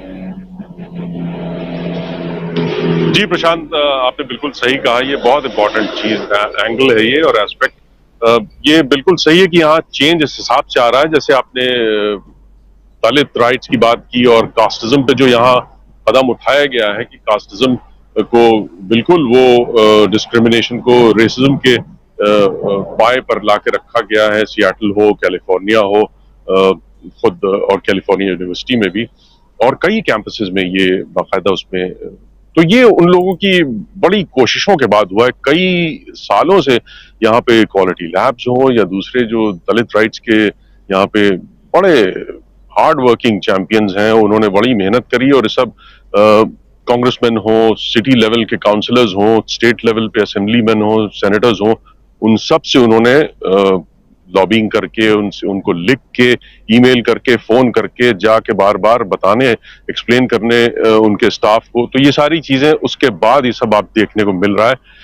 ये जरूर है। और फिर उसके बाद जो आप कह रहे हैं कि भाई इनके समर्थक हिंदुत्व जो सपोर्टर्स हैं, उनकी क्यों नहीं इस तरह से हो पाती है कि भाई वो इंटरनेशनल रिलीजियस फ्रीडम की कमीशन है, उसमें कमिश्नर्स जो है वो ऐसे सख्त जो है कंट्री ऑफ पर्टिकुलर कंसर्न ना कहें। जब मोदी सरकार के दौर में जिस तरह की ह्यूमन राइट्स इश्यूज हैं और रिलीजियस फ्रीडम के इश्यूज हैं, तो वो इसलिए क्योंकि वो पूरा एक जाहिर है कि कांग्रेशनल एक्ट के बाद ये बना है, US commission on international religious freedom. तो ये बड़ी अहम चीज है और यहाँ पर human rights, religious freedom as it is, कोई भी हो, वो किसी भी स्टेट का कांग्रेसमैन, सेनेटर हो, वो इसके बगैर आगे बढ़ ही नहीं सकते। ये सब इश्यूज आते हैं तो भाई उनको स्टॉप करके वो पूरा देखना पड़ता है। एक मिसाल आपको दूं मैं, न्यूजर्सी में परेड हो रही थी इंडिपेंडेंस डे पे, 15 अगस्त के आसपास थी शायद। तो एडिसन में वो आपको याद होगा बुलडोजर का एक वाकया था, लेके निकल आए थे वो लोग। तो वहां पे बड़ा लोगों ने आवाज उठाई कि भाई ये तो कुछ ज्यादा ही हो रहा है, अभी तक तो ठीक है, हम लोग चुप रहते थे, ये वो। तो लोग उन्हें जरा लॉबिंग की, ऑर्गेनाइज हुए, लिखा सेनेटर्स को, कांग्रेसमैन को और लोकल लेवल पे। तो वहां पर उसका असर ये हुआ कि सबने बड़ा कंडेम किया उसको और ये कहा, ये ब्लैक लाइव्स मैटर वाले भी आए, उन्होंने कहा भाई ये तो उसी तरह की चीज है, सिंबल है हेट का, जैसे हमारे लिए नूज होता था जो फांसी का फंदा। ये पूरा ब्लैक हिस्ट्री जाहिर है कि आप सब जानते ही हैं कि उसमें उनको फांसी पे लटका दिया जाता था, जहां भी देखिए बेचारे फांसी पे। तो फंदा उनको अभी भी हेट के सिंबल माना जाता है। तो उन्होंने कहा ये हमारे लिए बिल्कुल उसी तरह है, ये इसको आप ऐसे ही ना समझे। तो बाकायदा उनसे रिटन अपॉलजी ली गई जो ऑर्गेनाइजर्स थे इस पूरे रैली के, कि भाई बुलडोजर आगे जाएगा, और मोदी जी और योगी जी की बड़ी बड़ी फोटो लगी थी। तो वो एक बहुत आप समझ लें कि इस तरह जो है यहाँ पे सारे वो सेनेटर्स, चाहे बॉब मेनेंडेज हों जो कि बड़े सीनियर सेनेटर हैं, न्यू जर्सी के हैं, उनको पता है कि भाई हमें इंडियन अमेरिकन का एडिसन में बहुत वोट चाहिए, लेकिन नहीं भाई, कुछ इश्यूज हैं उस पर they just cannot stand by. वो बोलते हैं, उन्होंने लिख के कहा, इनसे माफी मंगवाई, रिटर्न अपॉलजी दी कि आइंदा ऐसा नहीं होगा और सॉरी ये वो। फिर एडिसन के खुद मेयर जो थे सैम जोशी साहब, तो वो उन्होंने भी लिखा, उन्होंने भी कहा ये गलत है। तो ये भी चीजें हैं जरूर। के वंशजों ने एक बार फिर लिखित माफी अमेरिका में मांगी। ये सावरकर के जो वंशज हैं, इन्होंने लिखित माफी एक बार फिर मांगी सावरकर के पदचिन्हों पर चलते हुए। ठीक है, बढ़िया, थैंक यू। जी जी, बिल्कुल बिल्कुल, ये खबर आप दे रहे हैं और बहुत इम्पोर्टेंट खबर है ये। आगे बढ़ें, लेकिन एक बाइट सुनाना चाहता हूँ एक सवाल का जवाब देते हुए कि भारत में आज की तारीख में मोदी जी और उनकी सरकार जो अपने देश में जो विकास कर रहे हैं, देश की गति को वो जिस रूप में देखते हैं, राहुल गांधी उस रूप में नहीं देखते। राहुल गांधी का नज़रिया कुछ और है। जब स्टैनफोर्ड यूनिवर्सिटी में उनसे एक सवाल किया गया तो सवाल का जवाब देते हुए क्या कुछ कह रहे हैं राहुल गांधी, ज़रा उसको सुन लेते हैं। फिर थोड़ा सा समझ रहा हूँ चर्चा ख़त्म करने का वक्त आ रहा है, लेकिन फिर भी थोड़ा सा वक्त चाहूँगा आप लोगों से 10 मिनट का। और इस बहुत इम्पोर्टेंट सवाल है, इसको जरा सुनिए और फिर आगे बढ़ते हैं। फिर So when I hear people from the opposition party coming out here, they talk about the same sorts of things. India needs to make more in India. Manufacturing needs to take off. The US and India need to work together towards this vision.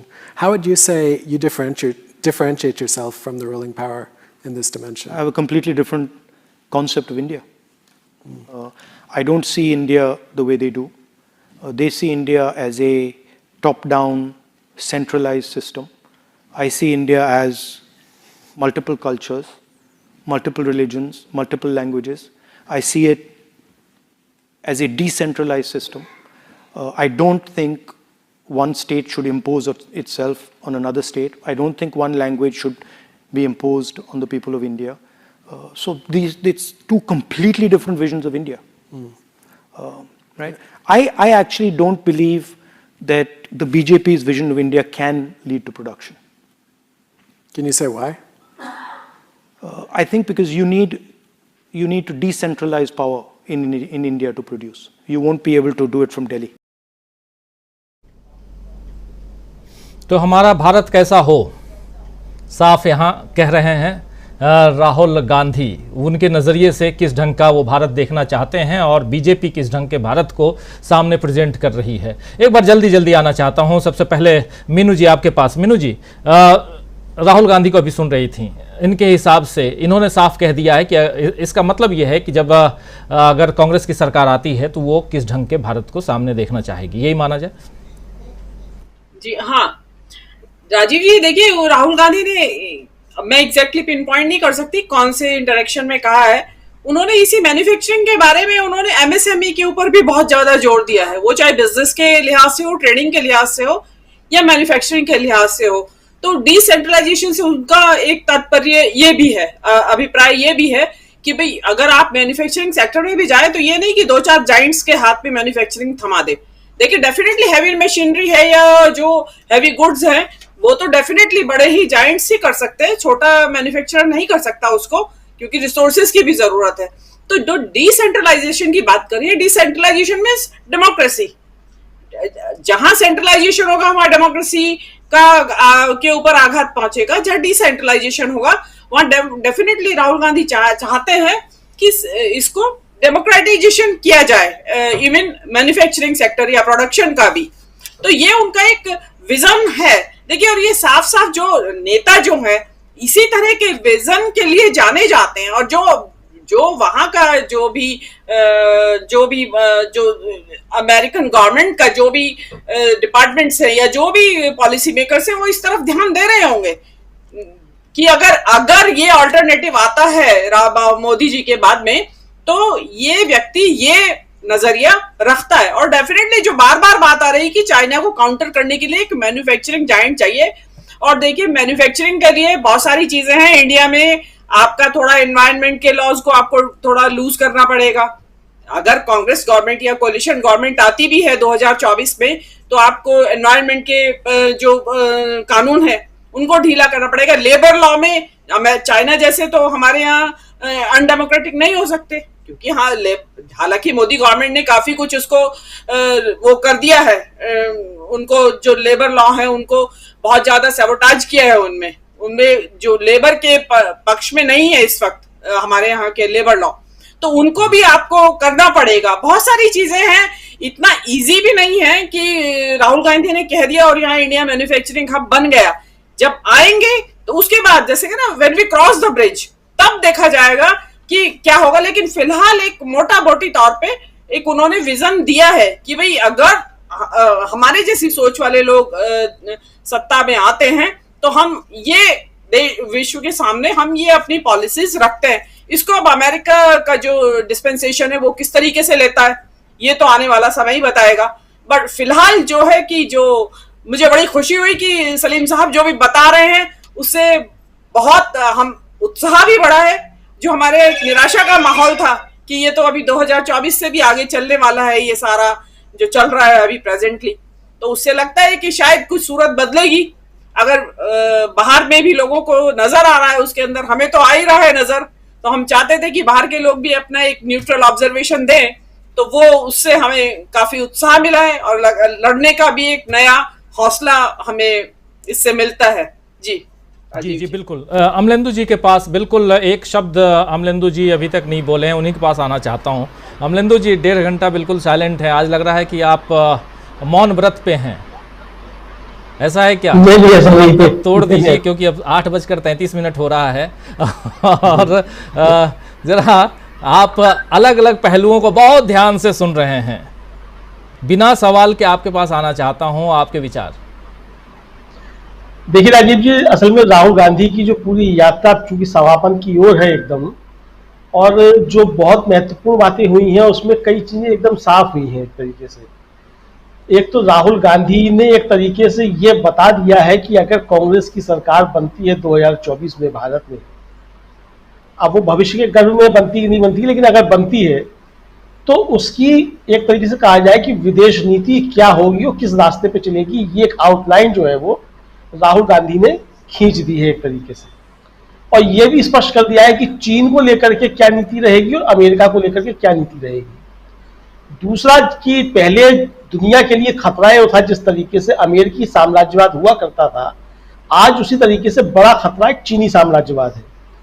अंतर दोनों में क्या है कि अमेरिकी साम्राज्यवाद जो था वो अपने हित साधन के लिए कहा जाए तो हत्याएं कराता था, सरकारों में तोड़फोड़ कराता था और हथियार बेचता था। मतलब उसकी पूरी इकोनॉमी जो थी कहा जाए वो हथियारों के बेचने पे थी और प्राकृतिक संसाधनों के शोषण पे थी।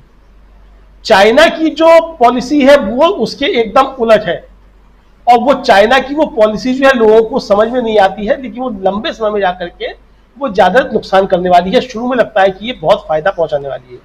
आप देखिए कि जो पश्चिमी अफ्रीका के तमाम देश हैं, आज वहां चीन इतनी जबरदस्त तरीके से घुस चुका है और उनकी इकोनॉमी में उसका इतना ज्यादा निवेश है कि आज अमेरिका चाह करके भी उसको चीन को वहां से बाहर नहीं कर सकता, क्योंकि जो अमेरिका ने वहां पहले कुकर्म किए हैं उनके बरस चीन की वहां एक तरीके से कहा जाए कि प्रासंगिकता बढ़ गई है और चीन की एक्सेप्टेंस जो है वो उन अफ्रीकी देशों में बढ़ गई है। वो वहां के विकास में जो है वो योगदान एक तरीके से दे रहा है और इंफ्रास्ट्रक्चर बढ़ा रहा है। तो अब आप ये कह सकते हैं कि वो कर्ज के जाल में डूब रहा है एक तरीके से, हो भी सकता है, ये भी सही है कर्ज के जाल में डूब रहा हो, लेकिन फिलहाल उनकी इकोनॉमी जो उठ रही है रोजगार के साधन वहां उपलब्ध जो है एक तरीके से हो रहे हैं। तो ये दोनों में बेसिक अंतर जो है वो एक तरीके से है। अब इसके बीच में जो है राहुल गांधी ने जो बात कही है वो महत्वपूर्ण बात यह है कि अमेरिका अगर चीन से लड़ना चाहता है, और जो चीन का एक खतरा पूरी दुनिया के ऊपर मंडरा रहा है, जिस तरीके से आपने देखा कि श्रीलंका में जो उथल पुथल हुई या मालदीव में जो उथल पुथल हुई, उसके पीछे भी कहीं ना कहीं चीन की जो पॉलिसीज थी वो मानी जाती है कि उसकी पॉलिसीज थी और किस तरीके से उसने लोन दिए थे। तो इनसे निपटने के लिए अमेरिका को अपनी जो विदेश नीतियां हैं और जो अपना प्रभाव बढ़ाने की चीजें उसमें उसको भी परिवर्तन करने होंगे। मुझे लगता है कि एक संकेत जो है ये राहुल गांधी अमेरिका को भी देकर के आए हैं, और ये भी एक संकेत देकर के आए हैं कि चीन से हम मुकाबला करने के लिए हर तरीके से तैयार है, क्योंकि भारत भी एक बड़ा जो है वो श्रम शक्ति के हिसाब से बड़ी एक जगह है। तो ये चीज जो है वो जो राहुल गांधी ने स्पष्ट तरीके से वहां एक संदेश दिया है। भारतीयों के साथ जो संवाद हुआ है वो तो है ही वहां, और भारतीयों के अंदर भी एक नई चीज जो है वो आई है कि भाई ये नेता जो हमसे आकर के जिस तरीके से संपर्क कर रहा है, जिस तरीके से हमसे संवाद कर रहा है, ऐसा लोगों ने बहुत सालों के बाद महसूस किया होगा। नई पीढ़ी ने तो ये बिल्कुल महसूस किया ही नहीं होगा।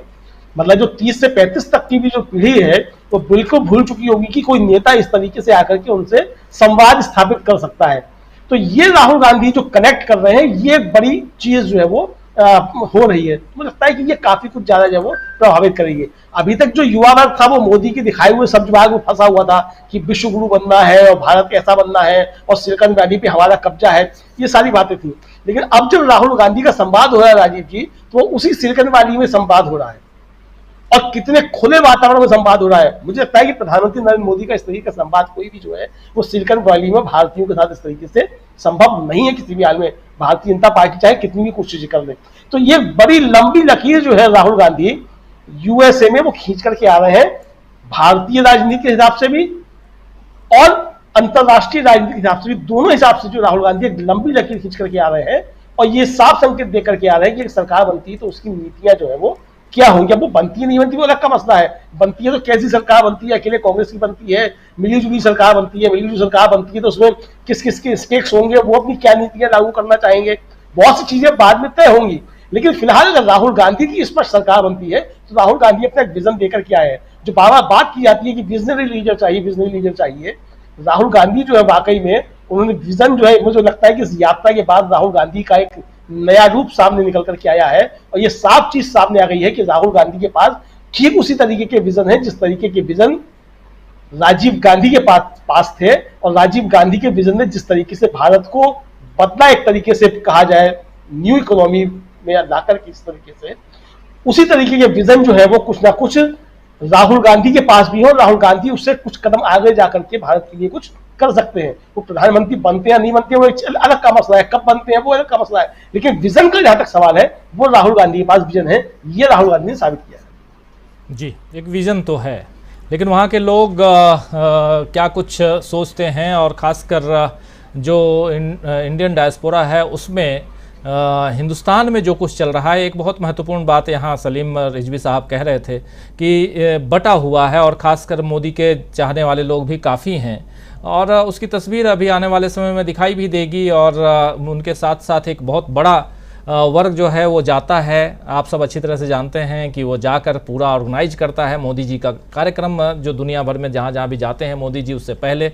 और यही कारण था कि क्वाड की मीटिंग ऑस्ट्रेलिया में बंद हो गई थी, रद्द कर दी गई थी, लेकिन उसके बाद भी मोदी जी को जाना पड़ा क्योंकि उनके जो दूसरे कार्यक्रम थे उन कार्यक्रमों में उनको हिस्सा लेना था। दूसरे कार्यक्रम मतलब कि लोगों को, खासकर इंडियन डायस्पोरा को वहाँ संबोधित करना। एक बार आना चाहता हूँ दीपक पाचपोर जी, आपके पास भी नहीं आया था। दीपक जी, अभी आप सुन रहे थे राहुल गांधी को, लास्ट जो आपने सुना, और उसमें राहुल गांधी अपने सपनों का भारत बता रहे थे। अगर मोटा मोटी देखा जाए तो हमारा भारत कैसा हो, अभी का भारत क्या है और हमारा भारत कैसा हो, वो तस्वीर वो साफ नज़र आ रही थी जो कह रहे थे। एक फिलोसफिकल रूप से देखा जाए और एक राजनीतिक रूप से भी देखा जाए तो राहुल एक परिपक्व यहाँ पर नेता, फिलोसफर दोनों नज़र आते हैं। इस पूरे पिछले 5 दिनों में जो कुछ भी उनको देखा सुना, भारत में उनका जो भाषण होता है, उनका जो व्याख्यान होता है वो पॉलिटिकल थोड़ा ज़्यादा होता है, लेकिन यहाँ पे एक दिशा देते हुए भारत को क्या दिशा मिलनी चाहिए, भारत की विदेश नीति क्या होनी चाहिए, इन सब पर बहुत खुल करके यहाँ बात करते हुए नजर आ रहे हैं। मतलब एक बड़े आयाम में देखा जाए तो ये जो यात्रा है राहुल गांधी की, वो भारत को एक दिशा, एक डायरेक्शन देती हुई ये यात्रा नजर आ रही है कि हाँ, हम अगर आते हैं तो किस दिशा में ले जाएंगे। और ये यहाँ पर बिल्कुल क्लियर करते हुए नजर आ रहे हैं राहुल गांधी, जहाँ उनके जो वोटर्स हैं वो साफ समझ लें कि मुझे अगर आप वोट दोगे तो हम भारत को इधर ले जाने वाले हैं, जिसमें चीन की बात भी कर रहे हैं। वो किस रूप में आप देखते हैं इस यात्रा को? राजीव जी, देखिए, राहुल गांधी वहां पर जो गए हैं तो अमेरिकन और विशेषकर जो भारतीय लोग वहां बस गए हैं, उनमें राहुल गांधी को लेकर 2 तरह की उत्सुकता है। पहली उत्सुकता तो ये थी कि भाई लगभग 19-20 वर्षों से यह व्यक्ति जो है एक तरह से पॉलिटिक्स में है, भारत के जो सबसे प्रमुख राजनीतिक परिवार है उसका प्रतिनिधि है, लेकिन इतने समय तक वो इससे वैसी सफलता नहीं मिली थी। दूसरी जो उत्सुकता है वो उसके भारत जोड़ो यात्रा के कारण है, और अचानक अमेरिका का वो वर्ग जो पिछले 9-10 सालों से नरेंद्र मोदी या भारतीय जनता पार्टी और आरएसएस के विचारों का प्रतिनिधित्व करता है या उनमें विश्वास रखता है, वो खेमा इतना वहां पर हावी था कि उसके कारण ये जो वर्ग है, जो उदार है, जो प्रगतिशील है, जो वैज्ञानिक सोच रखता है, मतलब जो है, चाहे वो कांग्रेस का समर्थक हो, चाहे वो प्रगतिशील दलों का समर्थक हो, समानता का हो, स्वतंत्रता का हो, बंधुत्व चाहता है, वो एक तरह से दबा हुआ था। लेकिन राहुल गांधी की जब भारत जोड़ो यात्रा खत्म हुई तो उसके कारण जो है उसमें उत्सुकता भी जगी और आशा भी जगी। मैं इसको दो तरीके से इनकी यात्रा को, राहुल गांधी की यात्रा को देखता हूं। पहला जो है, देखिए, 3 तरह से उनकी इस यात्रा का कंपैरिजन किया जाएगा, तुलना की जाएगी। पहली जो है, हाल ही में उन्होंने लगभग 2-2.5-3 महीने पहले जो कैम्ब्रिज में जो भाषण दिया था, वहां पर से उन्होंने जो मोदी सरकार पर जो हमले किए थे वो थोड़े बहुत सीमित थे और वो बहुत ही डोमेस्टिक पॉलिटिक्स के आधार पर अधिक थे। उसका खामियाजा उन्हें भुगतना पड़ा, उनकी सांसदी गई, बंगला चला गया। उसके बाद जब वो अमेरिका आए हैं तो एक तो उनका कैम्ब्रिज के जो कंटेंट्स थे और वहां यूके की जो उनकी यात्रा थी, वहां के प्रेस क्लब को जो उन्होंने संबोधित किया, उस कंटेंट में और यहाँ के कंटेंट में हमेशा कंपैरिजन किया जाएगा। दूसरा कंपैरिजन किया जाएगा उन्हीं के परिवार के 3 पहले लोग, जवाहरलाल नेहरू, इंदिरा गांधी और राजीव गांधी, इनकी अमेरिकन यात्रा या उनकी फॉरेन पॉलिसी को लेकर कंपैरिजन किया जाएगा। लेकिन ये ध्यान रखिए राजीव जी कि वो तीनों के तीनों जो गए थे वो प्रधानमंत्री के रूप में गए थे, और राहुल गांधी जो है इस समय विपक्ष के नेता चाहे मान्य हो, लेकिन इस समय उनके हाथ में सांसदी भी नहीं है। सही पूछा जाए तो वो ये इंडिविजुअल तरीके से बहुत ही वैयक्तिक रूप से वो अमेरिका की यात्रा कर रहे हैं और अपनी बात जो है वो कह रहे हैं। तीसरा कंपैरिजन होगा कि अब तक क्या कोई भी विपक्षी पार्टी का नेता ऐसा था जिसने इतना बड़ा प्रभाव अमेरिका में जाकर छोड़ा हो। मुझे लगता है कि इन तीन तरीके से राहुल गांधी की इस यात्रा का कंपैरिजन हमेशा होगा। इनकी जो मैं उनकी इसमें आऊं कि जो 3 प्रधानमंत्री इनके परिवार के, नेहरू, इंदिरा और राजीव, नेहरू की व्यापकता और उदारता, इंदिरा गांधी का बोल्डनेस और राजीव गांधी की आधुनिकता, इन तीनों का सम्मिश्रण, अगर मैं इसे कंटेंट में बहुत अंदर तक नहीं जाऊंगा क्योंकि इसके बहुत सारी चीजें हमारे साथी लोग बोल चुके हैं, ये तीनों का जो है मिक्स्ड पैकेज जो है वो राहुल गांधी के इस सारे के सारे बयानों में रहा, भाषणों में रहा, वक्तव्यों में रहा, या सवाल जवाब के दौरान उन्होंने अपने जवाब में दिया। पिछले 3 प्रधानमंत्रियों का जो मिला जुला जो कंटेंट है वो राहुल गांधी दे रहे हैं। दूसरी बात, वहां पर यह पता चल गया है कि राहुल गांधी के पास न केवल नॉलेज है, नॉलेज सबके पास होता है, हर किसी के पास होता है, लेकिन उनके पास एक दृष्टिकोण है। वो दृष्टिकोण जो है वो आइडिया ऑफ इंडिया के बहुत ही अनुकूल है। भारत की जो राजनीतिक परंपरा है, हमारी जो विरासत, स्वतंत्रता आंदोलन से मिली विरासत जो है उसी के अनुसार यह उनका एक दृष्टिकोण जो है वो स्थापित हो गया है। अब बात ये नहीं होगी कि क्या मोदी के खिलाफ कोई विकल्प खड़ा हो गया है, अब बात यह होगी कि भारत के पास एक बेटर ऑप्शन था, उस बेटर ऑप्शन को डिस्कार्ड करके भारत की जनता ने एक ऐसा व्यक्ति और एक ऐसा दल चुन लिया कि जो अब पता चल रहा है कि कितना खोखला था। दोनों तरीके से जिस गुजरात मॉडल की बहुत बड़ी बड़ी बातें की गई, भव्य और बड़ी चीजों के बारे में कहा गया कि ऐसा होना चाहिए, मोदी जी अक्सर कहा करते थे भाई छोटी चीजों से नहीं विकास होगा, हमें बड़ा सोचना होगा।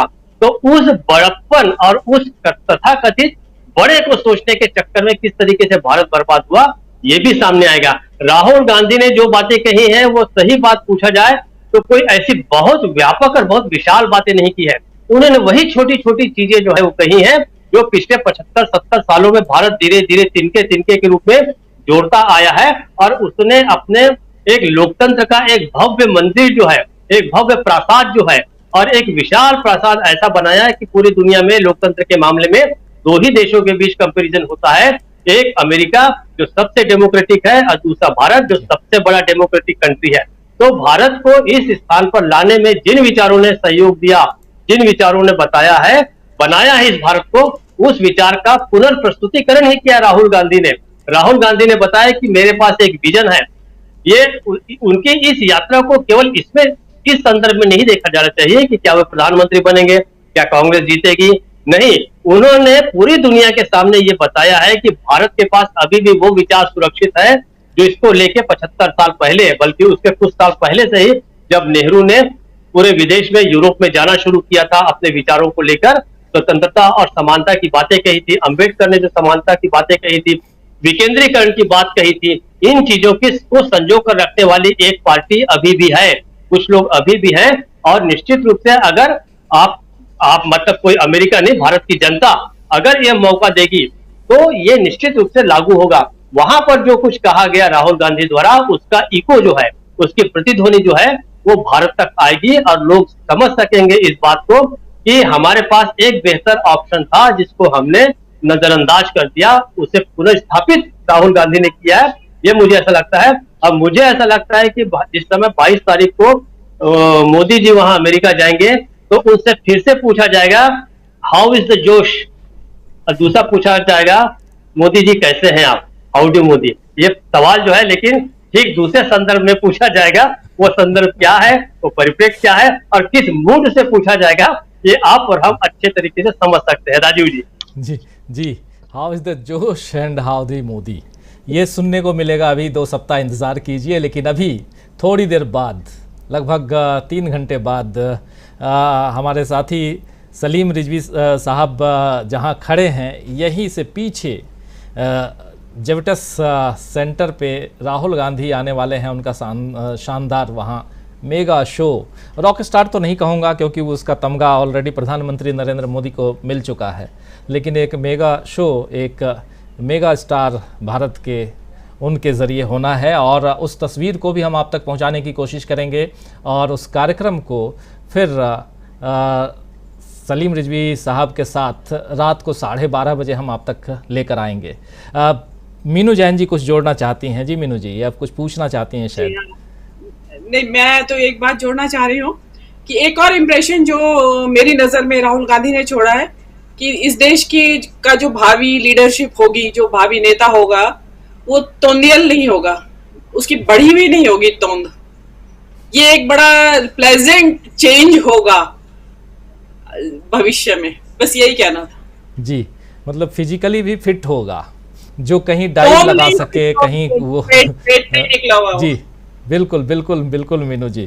तो ये बहुत ज़रूरी है जो आप कह रही हैं, और देश को चलाने के लिए, देश को आगे बढ़ाने के लिए बहुत कुछ बहुत चीज़ें उसकी ज़रूरत होती हैं। कार्यक्रम को समाप्त करूं, पूछना चाहता हूं, धनंजय जी कुछ जोड़ना चाहते हैं आप? धनंजय जी कुछ जोड़ना चाहते हैं? मैं ये कहना चाहता हूं कि जो राहुल गांधी अमेरिका में जाके कह रहे हैं, हिंदुस्तान के लोग भी वो सोच रहे हैं कि ये कब वो क्षण आएगा जो राहुल गांधी जो बोल रहे हैं वो सच होगा। क्योंकि ये जो डिरेल हो गई है, केवल वो बालेश्वर की जो ट्रेन डिरेल नहीं हुई है, देश को अगर ट्रेन के तौर पे देखें तो 9 साल से डिरेल्ड है। इसको वापस कैसे पटरी पे लाया जाए, राहुल गांधी की जो चिंता है वो केवल राहुल गांधी जी की नहीं है। और राहुल गांधी तो नेता के तौर पे बोल रहे हैं, लेकिन हम सब की ये चिंता है, और मुझे लगता है ये पूरी दुनिया की चिंता है। अमेरिका की भी चिंता है, क्योंकि अमेरिका में जैसे सलीम साहब बता रहे थे कि वो जो है वो चाहते हैं, भले हम बातों में बोलते रहे हिंदुस्तानी, लेकिन अमेरिका जो है वास्तविकता में सच करना जो चाहते हैं अमेरिकन्स।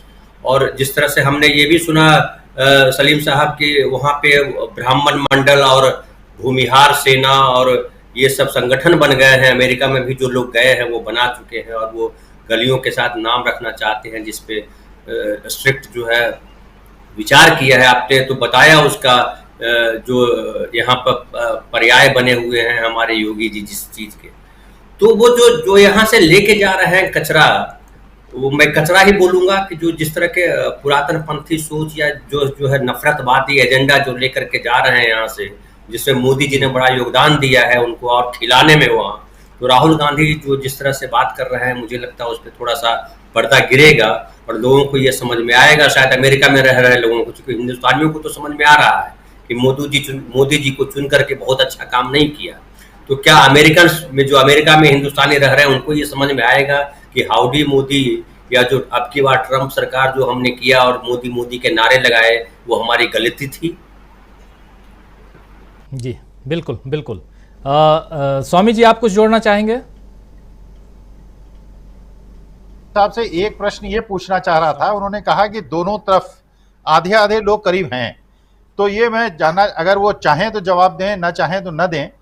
कहीं ऐसा तो नहीं है कि एक तरफ केवल ढोकला, फाफड़ा और जो खांडवी है वो सर्व होती है और दूसरी तरफ लिट्टी चोखा भी होता है, भात मांस भी होता है और छोला भटूरा भी होता है और डोसा इडली भी होती है। मुझे लगता है शायद जो मेरी कल्पना है उसमें कुछ ऐसा ही होता होगा, वहां पे केवल ढोकला, फाफड़ा और खांडवी सर्व होती होगी, ये मेरी कल्पना है।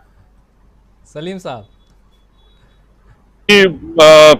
बिल्कुल उसी तरह का है यहाँ पर प्रोपोर्शन में अगर आप देखें और रिप्रेजेंटेशन भी, जैसा कि इंडिया में जितना सपोर्ट है चाहे वो आप मोदी जी का या हिंदुत्व की आइडियोलॉजी का, तो उसी तरह से यहाँ पर है कि वो हर क्षेत्र से भारत के जो है वो आते हैं, लेकिन कुछ इलाकों से ज्यादा है। मसलन यहाँ पर गुजरात से जो लोग आए हुए हैं उनमें बहुत मोदी जी के लिए सपोर्ट है, तो ये सारी चीजें तो देखने में आती हैं। लेकिन बिल्कुल उसी तरह आप उसको एक माइक्रोकॉज्म कर लें, जो इस वक्त वहां पर कॉम्पोजिशन है सपोर्ट का मोदी जी के लिए, वही यहाँ पर ऑलमोस्ट।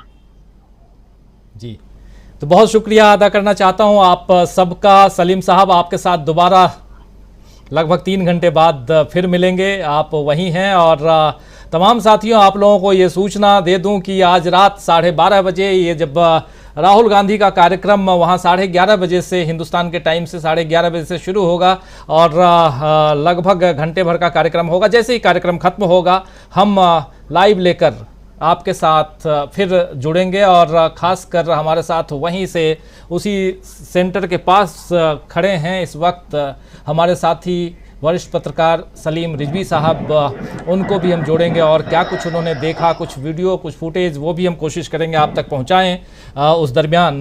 तो बहुत कुछ अभी 3 घंटे बाद हम आप तक पहुंचाने वाले हैं। अगर आप रात को जगे रहेंगे तो ज़रूर जुड़िए और नहीं जगेंगे तो कल वीडियो ज़रूर देखिए। बहुत शुक्रिया अदा करना चाहता हूं और तमाम साथियों, आप लोगों को एक बार फिर से बहुत बहुत धन्यवाद कि आप लोग 3 मिलियन के आंकड़े को आप लोगों ने पार करवाया। बहुत बहुत शुक्रिया, बहुत धन्यवाद आप सबको। और हमारे साथ जुड़े हुए हमारे तमाम साथी जो पैनलिस्ट साथी हैं उन सबको भी, मीनू जैन जी हमारे साथ हैं, धनंजय जी हैं, सलीम रिजवी साहब, प्रोफेसर राखिल स्वामी जी, डॉक्टर दीपक पाचपोर जी और अमलेंदु उपाध्याय जी, आप सबको बहुत बहुत शुक्रिया, बहुत धन्यवाद। और साथियों, आप डॉक्टर विनोद प्रकाश गुप्ता शलभ साहब हैं, कह रहे हैं न बड़प्पन है, न शालीनता, न धैर्य, न विश्वसनीयता, ये मोदी जी के सार्वभौमिक गुण हैं, न साहस, न हौसला, लफाजियों के बादशाह हैं, शहंशाह